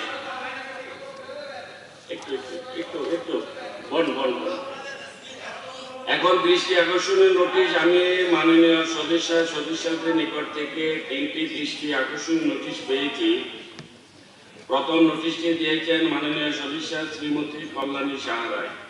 নোটিশটির বিষয়বস্তু হল প্রাকৃতিক দুর্যোগ তথা বিপর্যয় মোকাবেলার লক্ষ্যে ন্যাশনাল ডিজাস্টার রেসপন্স ফোর্সের একটি ব্যাটালিয়নকে ত্রিপুরা রাজ্যে স্থায়ীভাবে প্রেরণের জন্য ত্রিপুরা সরকারের তরফ থেকে কেন্দ্রীয় সরকারের দৃষ্টি আকর্ষণ করার প্রয়োজনীয়তা সম্পর্কে আমি মাননীয় সদস্য কর্তৃক আনিত দৃষ্টি আকর্ষণীয় প্রস্তাবটি উৎপাদনের জন্য সম্পত্তি দিয়েছি। এখন আমি রাজস্ব দপ্তরের ভারপ্রাপ্ত মাননীয় মন্ত্রীকে এই দৃষ্টি আকর্ষণীয় নোটিশটির উপর বিবৃতি দেওয়ার জন্য অনুরোধ করছি। যদি তিনি আজ বিবৃতি দিতে অপারগ হন তাহলে তিনি আমায় পরবর্তী একটি তারিখ জানাবেন যেদিন তিনি এই বিষয়ে বিবৃতি দিতে পারবেন। মাননীয় উপাধ্যক্ষ মহোদয় আমি আগামী 13 জুলাই হাউসে আমি কলিং অ্যাটেনশনের উত্তর দেব। দ্বিতীয় নোটিশটি দিয়েছেন মাননীয় সদস্য শ্রী ভগবান চন্দ্র দাস। নোটিশটির বিষয়বস্তু হল কুমারঘাট মহকুমা শাসকের কার্যালয় ভবন নির্মাণ করার প্রয়োজনীয়তা সম্পর্কে আমি মাননীয় সদস্য কর্তৃক আনিত দৃষ্টি আকর্ষণের প্রস্তাবে উত্থাপনের সম্পত্তি দিয়েছি। এখন আমি সম্মতি দিয়েছি। এখন আমি রাজস্ব দপ্তরের ভারপ্রাপ্ত মাননীয় মন্ত্রীকে এই দৃষ্টি আকর্ষণী নোটিশটির উপর বিবৃতি দেওয়ার জন্য অনুরোধ করছি। যদি তিনি আর বিবৃতি দিতে অপারগ হন তাহলে তিনি আমায় পরবর্তী একটি তারিখ জানাবেন যেদিন তিনি এই বিষয়ে বিবৃতি দিতে পারবেন।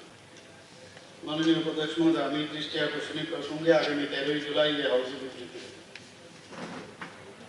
তৃতীয় নোটিশটি যুগ্মভাবে দিয়েছেন মাননীয় সদস্য শ্রী শ্যামল চক্রবর্তী এবং শ্রী ইসলাম উদ্দিন। নোটিশটির বিষয়বস্তু হল এসপিজিটির মাধ্যমে চলতি নিয়োগ প্রক্রিয়া সম্পর্কে। আমি মাননীয় সদস্য কর্তৃক আনিত দৃষ্টি আকর্ষণের প্রস্তাবটি উৎক্ষেপণের সম্পত্তি দিয়েছি। এখন আমি শিক্ষা দপ্তরের ভারপ্রাপ্ত মাননীয় মুখ্যমন্ত্রীকে এই দৃষ্টি আকর্ষণী নোটিশটি উপর বিবৃতি দেওয়ার জন্য অনুরোধ করছি। যদি তিনি আর বিবৃতি দিতে অপরাগ হন তাহলে তিনি আমায় পরবর্তী একটি তারিখ জানাবেন যেদিন তিনি এই বিষয়ে বিবৃতি দিতে পারবেন। আমি দৃষ্টি আকর্ষণী প্রসঙ্গে আগামী 13 জুলাই এই হাউসে আমি বিবৃতি দেব। দেখুন, আগেরটা দিয়েছে তীব্রতা, খুব ইন্টেলিজেন্টলি চাকরি সংক্রান্ত সিপিএম, ছোট্ট তারা এই জন্য বোধহয় স্কোপ পায়নি। যা এটা কিন্তু আরে ভাই ইম্পর্টেন্ট ইম্পর্টেন্ট ইম্পর্টেন্ট আরে এটা বরঞ্চ আরে বিরোধী নেতা আপনার সাথে আমিও যাব, দরকার হলে ইন ফিউচার যেন এখন এরকম তো রিজার্ভেশন হয় না। এটা কিভাবে রিজার্ভেশন হয়? ইম্পর্টেন্ট চাকরির সঙ্গে তো কারেক্ট দিয়েছে। স্পিকারকে আমি একটা ছোট বাচ্চাটি ধন্যবাদ জানাচ্ছিলেন। মাননীয় ডেপুটি স্পিকার স্যার, আমারও আজকে একটা কলিং অ্যাটেনশন ছিল জেআরবিটি নিয়োগ প্রক্রিয়ার অগ্রগতি সম্পর্কে। এটা এটা ওইখানে গেছে। ওকে, নাও এখন একটা জাস্ট হাফ মিনিট টাইম নিচ্ছি। মাননীয় মুখ্যমন্ত্রীর কাছে আপনার মাধ্যমে অনুরোধ জানাবো, উনি সেই দিন আমাদের মাননীয় সদস্য শ্রী সুদীপ রায় বর্মনকে, হাউসে অনেক কিছু হয়ে গেছে এটা আমাদের সবারই জানা, he has been suspended for rest of the session বলে ঘোষণা হয়েছে। এবং বিরোধী দলের পক্ষ থেকে আমি অনুরোধ করব, all of us will remain members here. There are mistakes, there are scope of learning as well. ওই সাসপেনশনটাকে উইথড্র করে পুনরায় ওনাকে হাউসে ফেরানো যায় কিনা তার অনুরোধটা রাখছি। Laying of papers on the table on যে প্রস্তাব রেখেছেন আমি বলবো honourable chief minister with the magnanimity, একটা ঘটনা হয়েছে আজকে এটা যাতে ইয়ে করে সেটাকে উদ্র করার জন্য রিসিডেবল যে দুদিন আছে এই দুটা দিন যাতে উনি অংশগ্রহণ করার সুযোগ পান। একজন সিনিয়র মোস্ট মেম্বার, একটা সময়তে অপোজিশন লিডার ছিলেন, কাজে মাননীয় মুখ্যমন্ত্রী নিশ্চয়ই বিবেচনা করবেন। আমরা আসে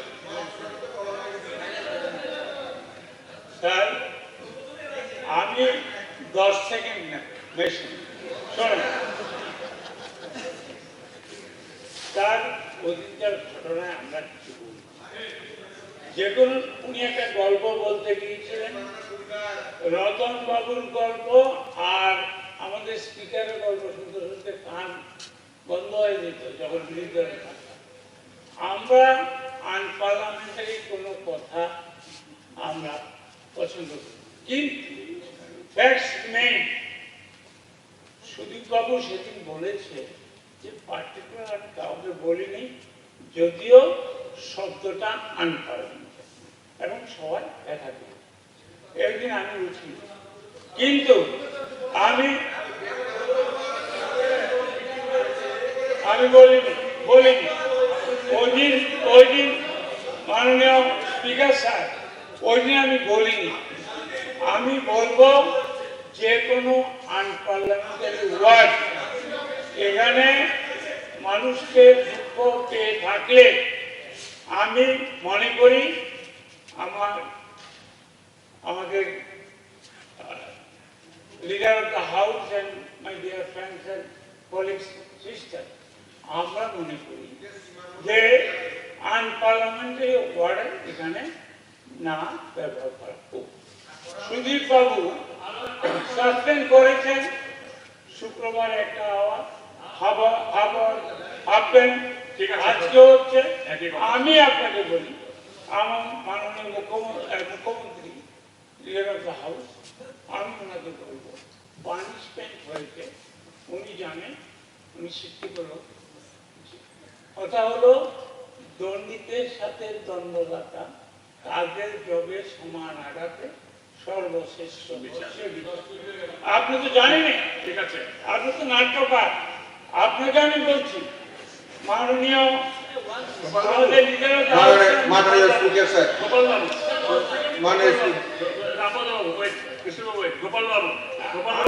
আমি আপনাকে বলি, আমি মাননীয় লিডার অফ দ্য হাউসকে বলবো কনসিডার করে পানিশমেন্ট তো অলরেডি হয়ে গেছে, রিপিটেশন পারমিশন তো হয়ে গেছে, রিপিটেশন এখন এক্সপালশন হয়েছে, যাতে আর 2 দিন করেছেন, 2 দিন যাতে উনি অ্যাটেন্ড করতে পারে, তার জন্য আমি মুখ্যমন্ত্রী দিচ্ছি। ওকে, মাননীয় Gopal babu, you are senior member, please please please take your seat. মাননীয় অপোজিশন লিডার, একদিনে বিধানসভার খরচা হয় 4,38,400 টাকা। একদিনে 1 ঘন্টায় এই বিধানসভার খরচা হয় 18,267 টাকা। 1 মিনিটে বিধানসভার খরচা হয় 304 টাকা। রতন বাবু যে বললেন টাইম চলে যাচ্ছে, আমি শুনলাম এখানে বসে, হিসাব না।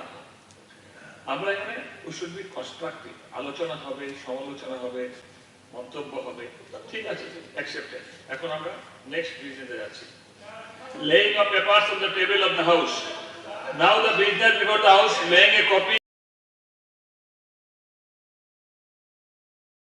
each of the annual report of the Tripura Human Rights Commission for the year 2022.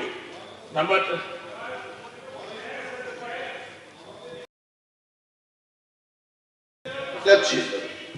আমি আপনি ছিলেন না, I requested through your chair to Honorable CM Sudip বাবুকে আবার আনা যায় কিনা, ফেরানো যায় কিনা, ওনাকে এই বিষয়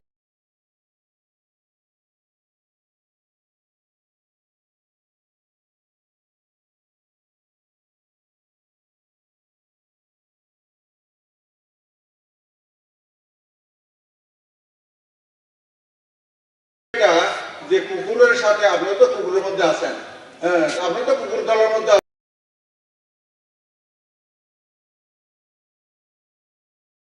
বলা হয়েছিল। এরপরেও উনাকে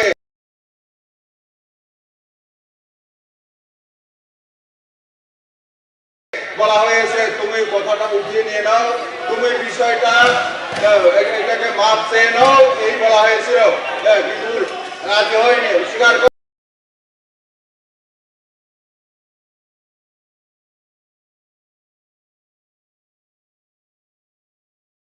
করেনি। আরে বল, regulation and rule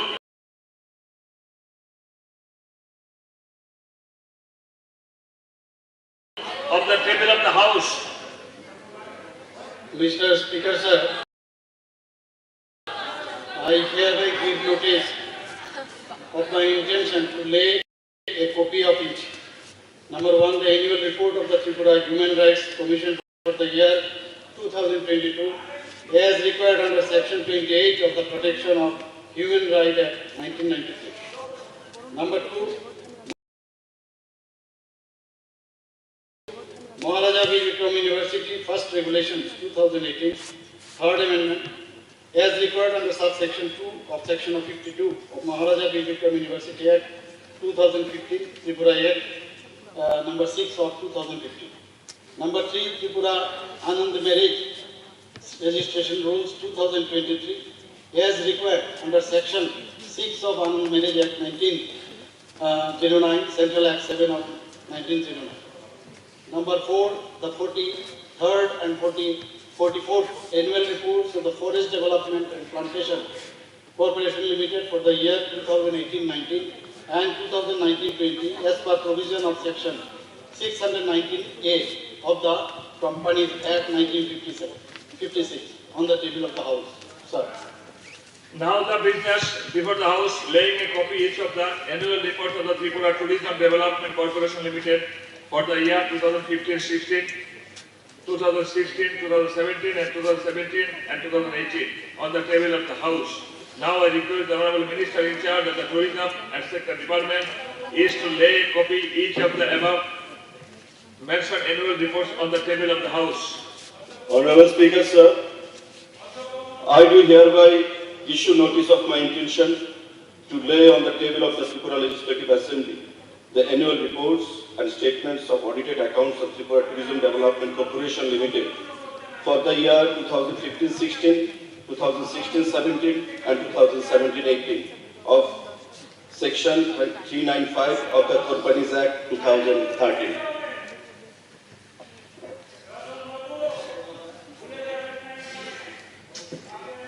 আপনারা বলেছেন, আমরা জানি, আমাদের কাছে তো খবর আছে, আপনাকে বলা উচিত। আপনারা বলেছেন, সিএম শুনেছে, আপনার উত্তর দিতে হবে। তাহলে কি দিতে হবে? ওয়েট, ইয়েস, ঠিক। আরে ওনাকে চিন্তা করতে দিন। একটা কথা বলেছেন, ওই ফলো করুন, দেখবেন ঠিক। ওনাকে চিন্তা করতে দিন, ওই দেখুন না, শুনে বলছে। ঠিক আছে, ওকে, চিন্তা করতে দিন। আরে ভাই ওয়েট,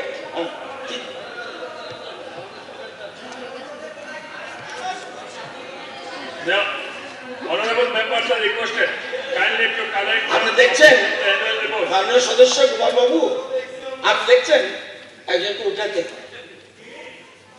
উঠুন উঠুন না, উঠুন না, এসব করবেন না। লোক সব Okay, carry on. Carry on. ঠিক আছে। Copy of the annual report section and rules from the notice, copy of the notice of this to the Tripura Legislative Assembly. সবার পরবর্তী কার্যসূচি হলো the Tripura Repealing and Saving within bracket amendment Bill 2023, the Tripura Bill number 11 of 2023 within bracket. উত্থাপন। আমি এখন মাননীয় মুখ্যমন্ত্রী মহোদয়কে বিলটি সভায় উত্থাপন করার জন্য সবার অনুমতি চেয়ে প্রস্তাব করতে অনুরোধ করছি। Mr. Speaker, sir, I hereby give notice of my intention for leave to introduce the Tripura Repealing and Saving Amendment Bill 2023, the Tripura Bill number 11 of 2021 on the table of the House. এখন মাননীয় মুখ্যমন্ত্রী কর্তৃক উত্থাপিত প্রস্তাবটি ভোটে দিচ্ছি। প্রস্তাবটি হলো the Tripura Repealing and Saving within bracket amendment Bill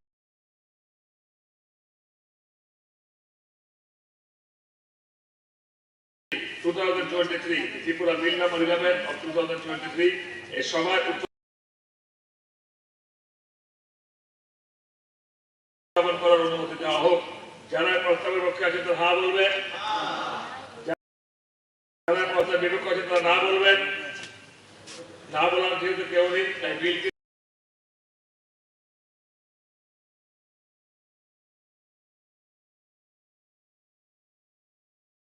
সর্বসম্মতিক্রমে উত্থাপিত হলো।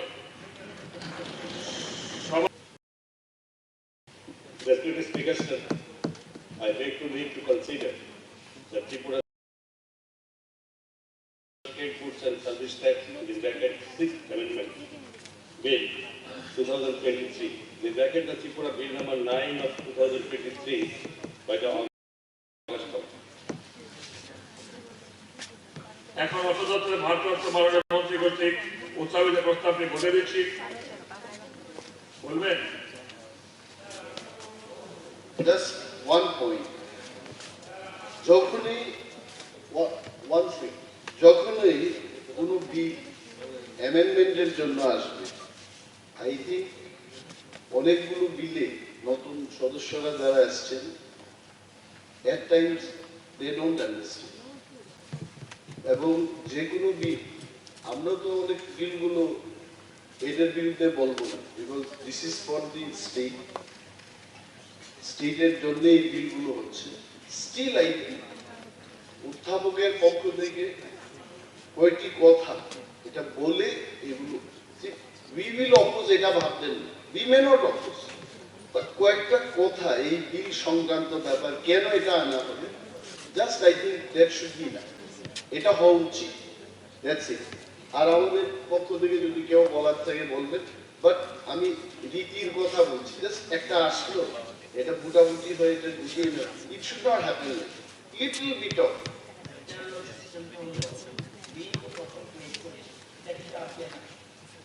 ওই দিন আজকে যেমন উনি রিপিলের একটা বিল এনেছেন এবং দুদিন হাতে থাকে সব মেম্বাররা দেখতে পারে যদি কিছু করার থাকে প্রথম বলবেন দেন এটা এটা আসলে জিএসটি সম্বন্ধে আমি অর্থমন্ত্রীকে দিয়েছে জমা দিয়েছে স্টেটমেন্ট অবজেকশন রিজন কেন এনেছে অলরেডি মেনশন দেয় আপনাদের থেকে কেউ বললে উত্তর দিবে কেউ বললে বলুন যে তার মানে কেউ পড়েননি বলে বলুন বলুন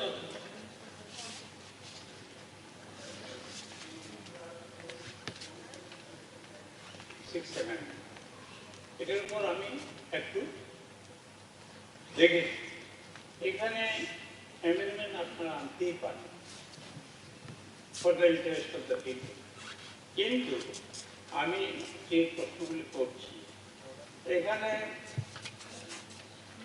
contradictory to the direct tax কিছু আছে এখানে আমাদের অর্থমন্ত্রী এবং আমাদের leader of the house I think and other countries sisters also have got some knowledge.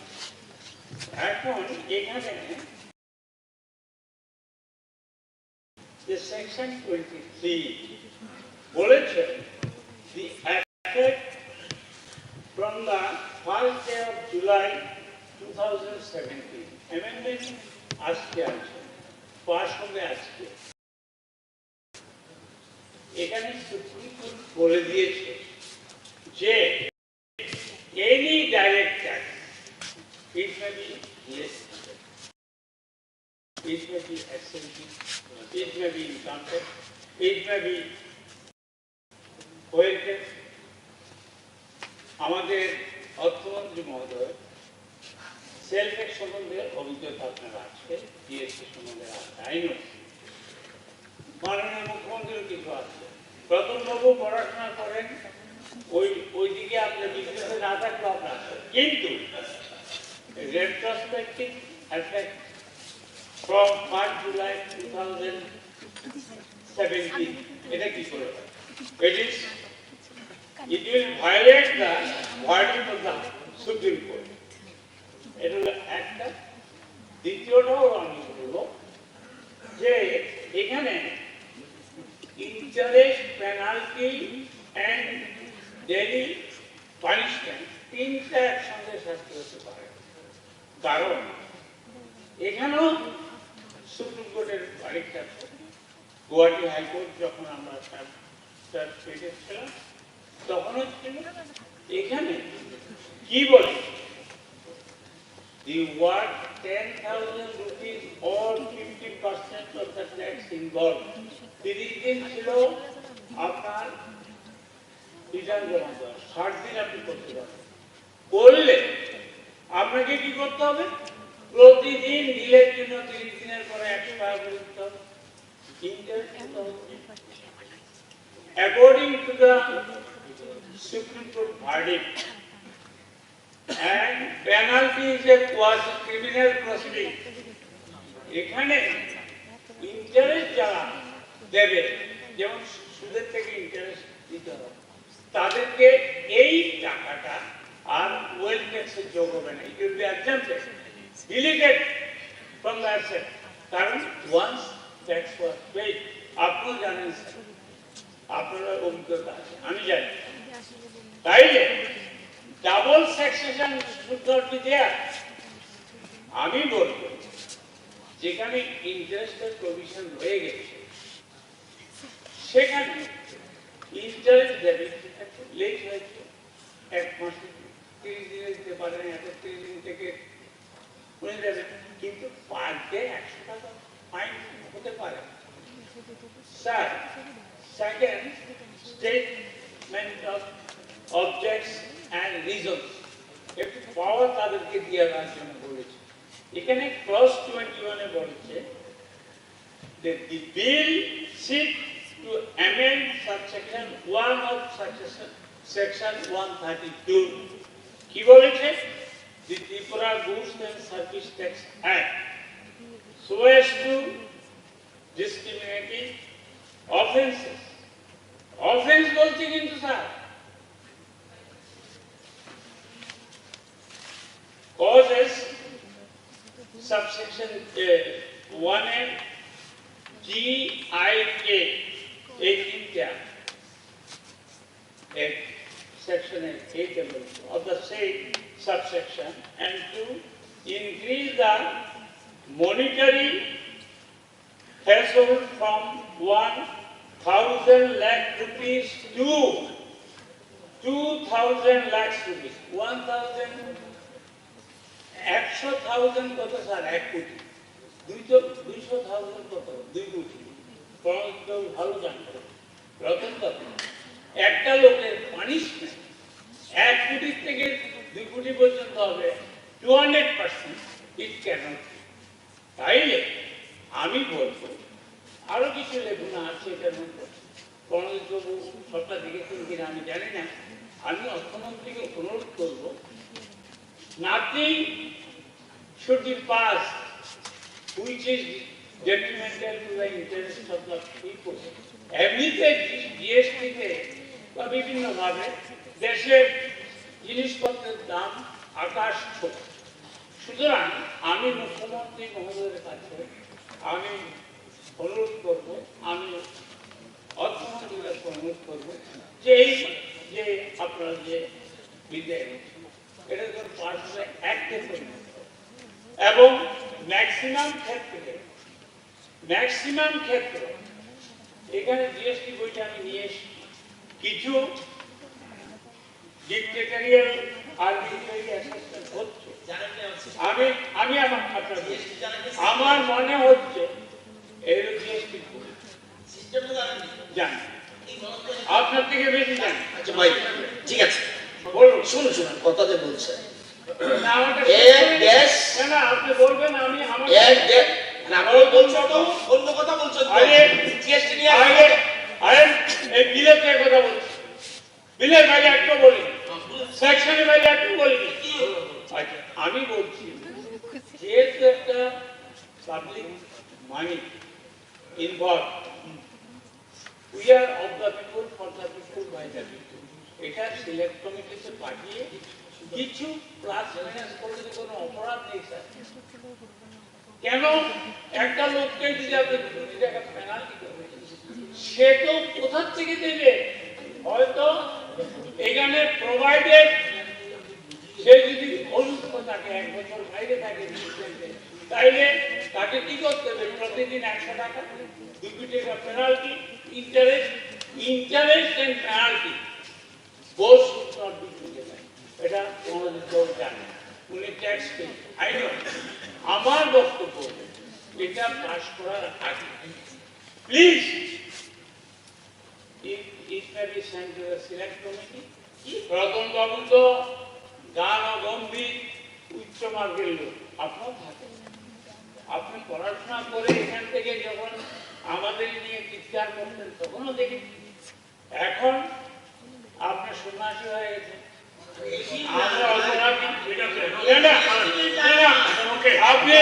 আপনি না পড়ে সেকশন না জেনে আপনি আমাকে বলছেন সেকশন জানেন না।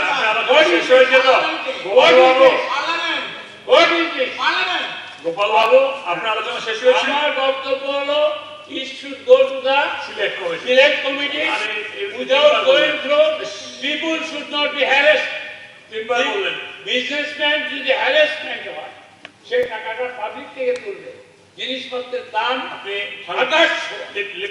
সুতরাং এই ধরনের ইনকমপ্লিট স্টেটমেন্টের ইন্টারেস্ট অফ দ্য পিপল এই বিল পাস না করে সিলেক্ট কমিটিতে পাঠানোর জন্য আমি অর্থমন্ত্রীকে অনুরোধ করছি সেটা একটা হাউস করবো। ঠিক আছে। আচ্ছা অনিরু আমি একটা কথা বলি, আমি একটা হেল্প করে দিই। আর অর্থমন্ত্রী তো উনি যা ভাবা বলবেন, জিএসটি সিস্টেমটা এরকম কোন রাজ্যের জন্য সেপারেট নয়। এটা উনি অর্থমন্ত্রী আগামী দিনে মেম্বার পার্লামেন্ট ইলেকশন আছে, পার্লামেন্টে ডিসকাসের স্কোপ আছে। যখন সারা ভারতবর্ষে যত অর্থমন্ত্রী আছে তারা এখানে মিটিং বসে। প্লিজ প্লিজ ওয়াই ঠিক আছে। আরে ভাই এখানে চলে না, অন্য বিল আমরা অন্য বিল বলেন। আচ্ছা আপনার আরেকটা বিল, আমরা তো মূল উদ্দেশ্য বিল সিলেক্ট কমিটিতে যাবো আর মুখ্যমন্ত্রী আসলে বিল আপনার বিল বুঝে যাবে। এই বিল কোনোদিন সিলেক্ট করে না, অর্থাৎ রাজ্যের দেশের অর্থমন্ত্রীদের একটা মিটিং, আপনি মিটিং করবেন না, চার চেঞ্জ করবেন না, এছাড়া কিছু নষ্ট। আপনারা যদি বলেন এখানে পাঠাতে পারেন, এটা অর্থ নাই তো, হাসবে লোকে, হাসবে। ভারতবর্ষের একটা জায়গায় যদি জিএসটি বিল সিলেক্ট করতে একটা জায়গাতে পারেন, একটা, কারণ আপনি ভুল তথ্য তো এখানে পাস করাতে পারেন না। আমি তো সেকশন দিয়ে বলছি, এই সেকশন সুবিধা নেই। আর কে বলেছে? This is the Tripura State Goods and Service Tax 6th Amendment. Central tax না, এটা concurrent jurisdiction। বিরোধী বা মাননীয় সদস্য বিরোধী বাবু, আমি তো সভাপতি না, আমি অনুরোধ করুন এই যে সামনে যে লোকসভা নির্বাচন আইতেছে,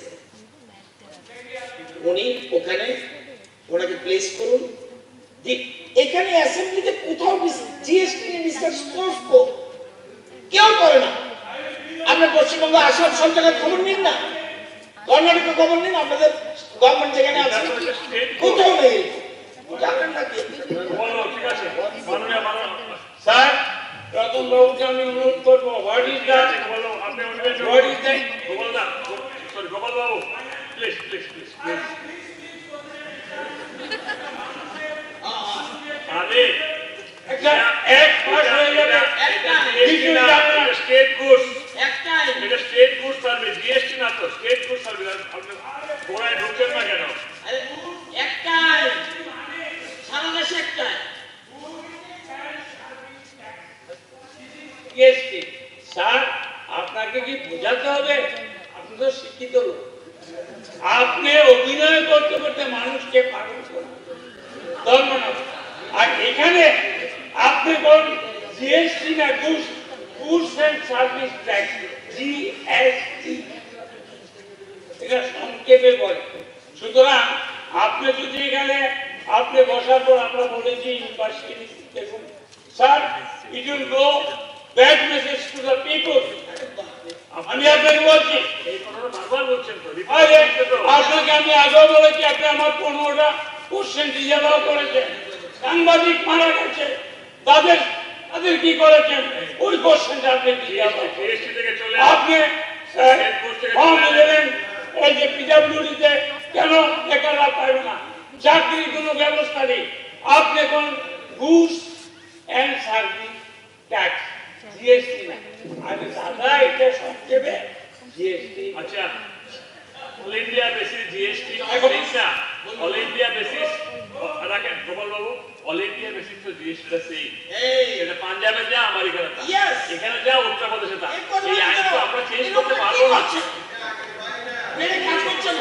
এতক্ষণ চেক করছিলাম, এবার আপনি কনক্লুড করুন। ঠিক আছে, এখানে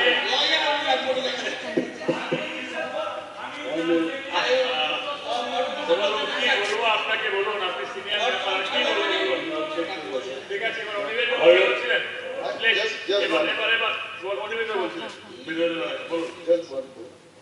মাননীয় অধ্যক্ষ মহোদয়, আমি জানি না মাননীয় সদস্য শ্রী গোপাল চন্দ্র রায় মহোদয়ের আলোচনা শেষ কিনা, I was listening to him also and to our পরিষদীয় বিষয়ক মন্ত্রীর বক্তব্য শুনছি। I also understand, আমি কিন্তু ট্যাক্সের লোক না, we don't pay tax. Scheduled tribe category লোকগুলো কিন্তু ট্যাক্স পে করে। And that is why এইটার বিষয় নিয়ে চর্চাও তেমন বেশি করি। But when the GST issue came in the country, as a politician, যতটুকু করার আমি করেছি। সারা দেশে কিন্তু এক ধরনের এক দেশ এক ধরনের tax. That is the theme of a bill called GST. এখন পরিষদীয় বিষয়ক মন্ত্রী বলছিলেন যেহেতু একটা দেশের মধ্যে একটাই আইন হবে, এটার বিষয়ে চর্চার বিধানসভাতে কোনো সুযোগ নেই। আমার একটা এখানে অবজারভেশন, এটা তো অ্যামেন্ডমেন্টটা এনেছে, বাই চান্স যদি ওইটাকে ফলো করে এনিথিং ইউ আর এডিং, দেশের পার্লামেন্টে একটা আইন হয় এবং সেই আইনকে ফলো করে আবার ত্রিপুরা লেজিসলেটিভ অ্যাসেম্বলিতে একটা আইন আমরাও করি, ওই আইনের উপর ভিত্তি করে আবার একটা রুলস তৈরি হয়। Normally this is the system. আপনি সেটা ফলো করবেন কিনা it depends again on the state government. যদি কিছু ওই বিলের মধ্যে যদি কিছু রুল এসে থাকে, where it should be set, কোথায় যাবে ওইটা আবার পার্লামেন্ট। ওই দেখুন, প্রথম যখন আইনটা পাস হয়েছে এরপর 6 বার অ্যামেন্ডমেন্ট হচ্ছে, এখানে যতবার আসবে এখানে ওরা কিন্তু বারবার ভুল হচ্ছে, এখানে যখনই যেটা ভুল দেখছে পাস করে দিচ্ছে, যখনই ভুল করছে অ্যামেন্ড করছে, যখনই ভুল করছে অ্যামেন্ড করছে। এখানে উনি যেটা বলছে এখানে করতে হবে, এখানে করার সুবিধা আমি চেঞ্জ করবো আমি খুশির জন্য, শুধু গোপাল বাবুর খুশির জন্য যদি সিলেক্ট করে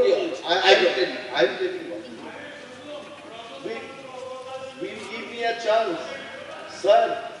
Will you give me a chance to conclude? I'm concluding.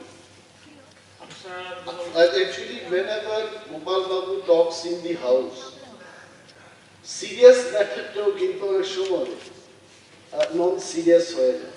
I don't know whether he understands or not. অনেক বিষয়ে আমি জানি না, আমি শুনছিলাম he is very serious about that point. তবে হাউসের পণ্ডিত ব্যক্তিদের কাছে আমার একটাই অনুরোধ থাকবে, আপনারা পাস করেনি কিন্তু আমাদের বক্তব্যগুলো তো recorded, it should not go against the people of Tripura, এটা যেন না হয়। আর গত বিধানসভায় দেখেছি এডুকেশনের উপর এমনই আমরা একটা আলোচনা চেয়েছিলাম, তখন কিন্তু আলোচনা না করি আমরা সবে মাত্র এসেছিলাম বিধানসভায়, টুক টুক টুক করে এটা পাস করি এড়িয়ে না হবে, এইরকম যেন না, because we are also not against this state. So Gopal বাবুর যা বক্তব্য রেকর্ডেড, পরিষদীয় মন্ত্রীও যা বলেছেন এটাও recorded. If anything goes wrong you will not be responsible. Yes. He will be responsible for. That's it. Thank you, sir. Okay.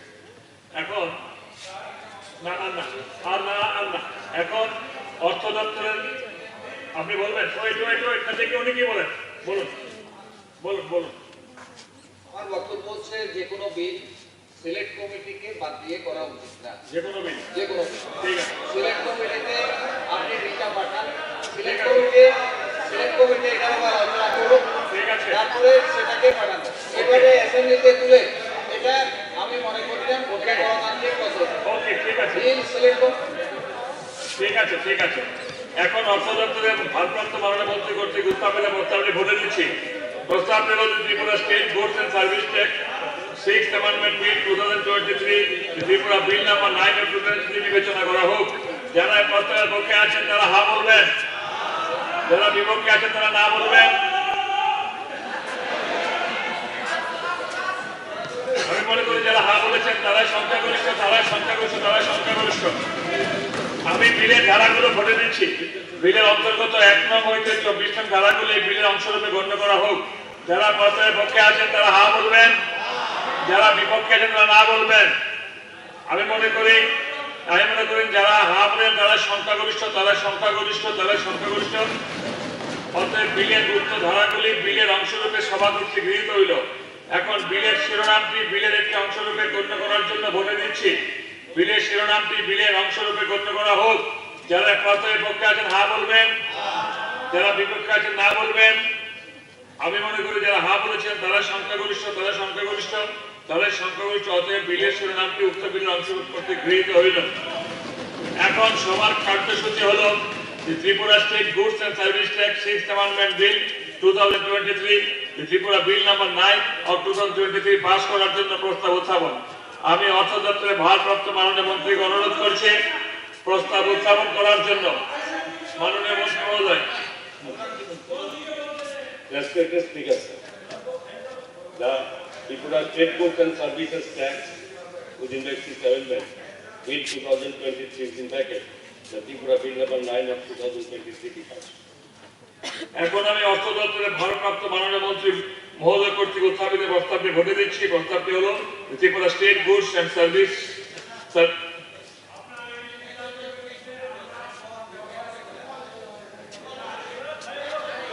আরে মাইকটা দিচ্ছেন না কেন? গোপাল বাবু মাননীয় সদস্য গোপাল বাবু প্লিজ। আমি মাননীয় অধ্যক্ষ মহোদয়, আমি অর্থমন্ত্রীকে বলবো রাখেন না প্লিজ, কেন সব কথা বলতে জোর দেন? এখানে আমি আপনার মাধ্যমে মাননীয় অর্থমন্ত্রীকে রিকোয়েস্ট করব, মাননীয় সদস্য গোপাল বাবু, প্রয়োজন বোধে অপোজিশন লিডার, এই দুজনকে পরশুদিন যেন বা আজকে সন্ধ্যার পরে অর্থমন্ত্রী এখানে চা খেতে খেতে এই ব্যাপারটা নিয়ে ডিটেলস আপনি কনভিন্স না হলে দেখবেন, আপনি কনভিন্স হবেন। আজকে সন্ধ্যার সময় 7:30টায় অপোজিশন লিডার, আচ্ছা আমার ভোট হয়ে গেছে, আমি কেন বলবো এই দুজনকে সাথে নেই, 3 জন, বিরজিৎ বাবু, গোপাল বাবু এবং অনিমেষ বাবু। আচ্ছা আপনারা কেউ এই 4 জনকে সন্ধ্যার সময় চা খেতে খেতে 7:30 আপনার চেম্বারে ব্যাপারটা দিতে। ঠিক আছে গোপাল বাবু, আপনি বিরজিৎ বাবু, অনিমেষ বাবু এবং দিবাকর বাবু আজ সন্ধ্যে 7:30টায় আমাদের মাননীয় অর্থমন্ত্রী প্রাণজিৎ বাবু রুমে গিয়ে বিষয়টা বিশদ আলোচনা করবেন। তাইলে বিলটা বন্ধ থাকুক। আর এটা পাস হয়ে গেছে তো, কেমনে পাস হবে? আর হয়ে গেছে। তাইলে স্যার আলোচনা করে লাভ কি? পাস হওয়ার আগে বলুন কিছু বেরোতে পারে তো আলোচনায়। তাইলে অর্থ দপ্তরের ভারপ্রাপ্ত মাননীয় মন্ত্রী কর্তৃক উত্থাপিত প্রস্তাবটি বলে দিচ্ছি, Tripura state goods and service tax within bracket 6th Amendment Bill 2023, Tripura bill number 9 2023 pass করা হোক। যারা এই প্রস্তাবের পক্ষে আছেন তারা হা বলবেন, যারা এই প্রস্তাবের বিপক্ষে না বলবেন। আমি বলি যারা হা বলেছেন তারাই সংখ্যাগরিষ্ঠ। অতএব আলোচ্য বিলটি সভা কর্তৃক গৃহীত হলো। এখন আমাদের পরবর্তী কার্যসূচিতে আমরা যাব। 1টা বেজে গেছে। পরবর্তী কার্যসূচিতে যাওয়ার পূর্বে মাননীয় সদস্যদের বলছি, এরপরে বাজেট সেশনের আলোচনা। আমাদের ট্রেজারি মিনিস্টার থেকে আমরা নাম পেয়েছি, শুরু করবেন না নাম পেয়েছি এটা বলছি। এখন তো আমরা চলে যাবো লাঞ্চে, তাই আপনারা নাম প্রিপেয়ার করে রাখবেন। Just after starting of the second session আপনার নাম দিয়ে দেবেন। আপনারা যারা আছেন আপনারা নাম দেবেন। আমি গোপাল বাবু থেকে আহ্বান করছি, আপনার নাম দেবেন। এই সভা বেলা 1টা 5 মিনিট পর্যন্ত 2টা 5 মিনিট পর্যন্ত বলতে রইল।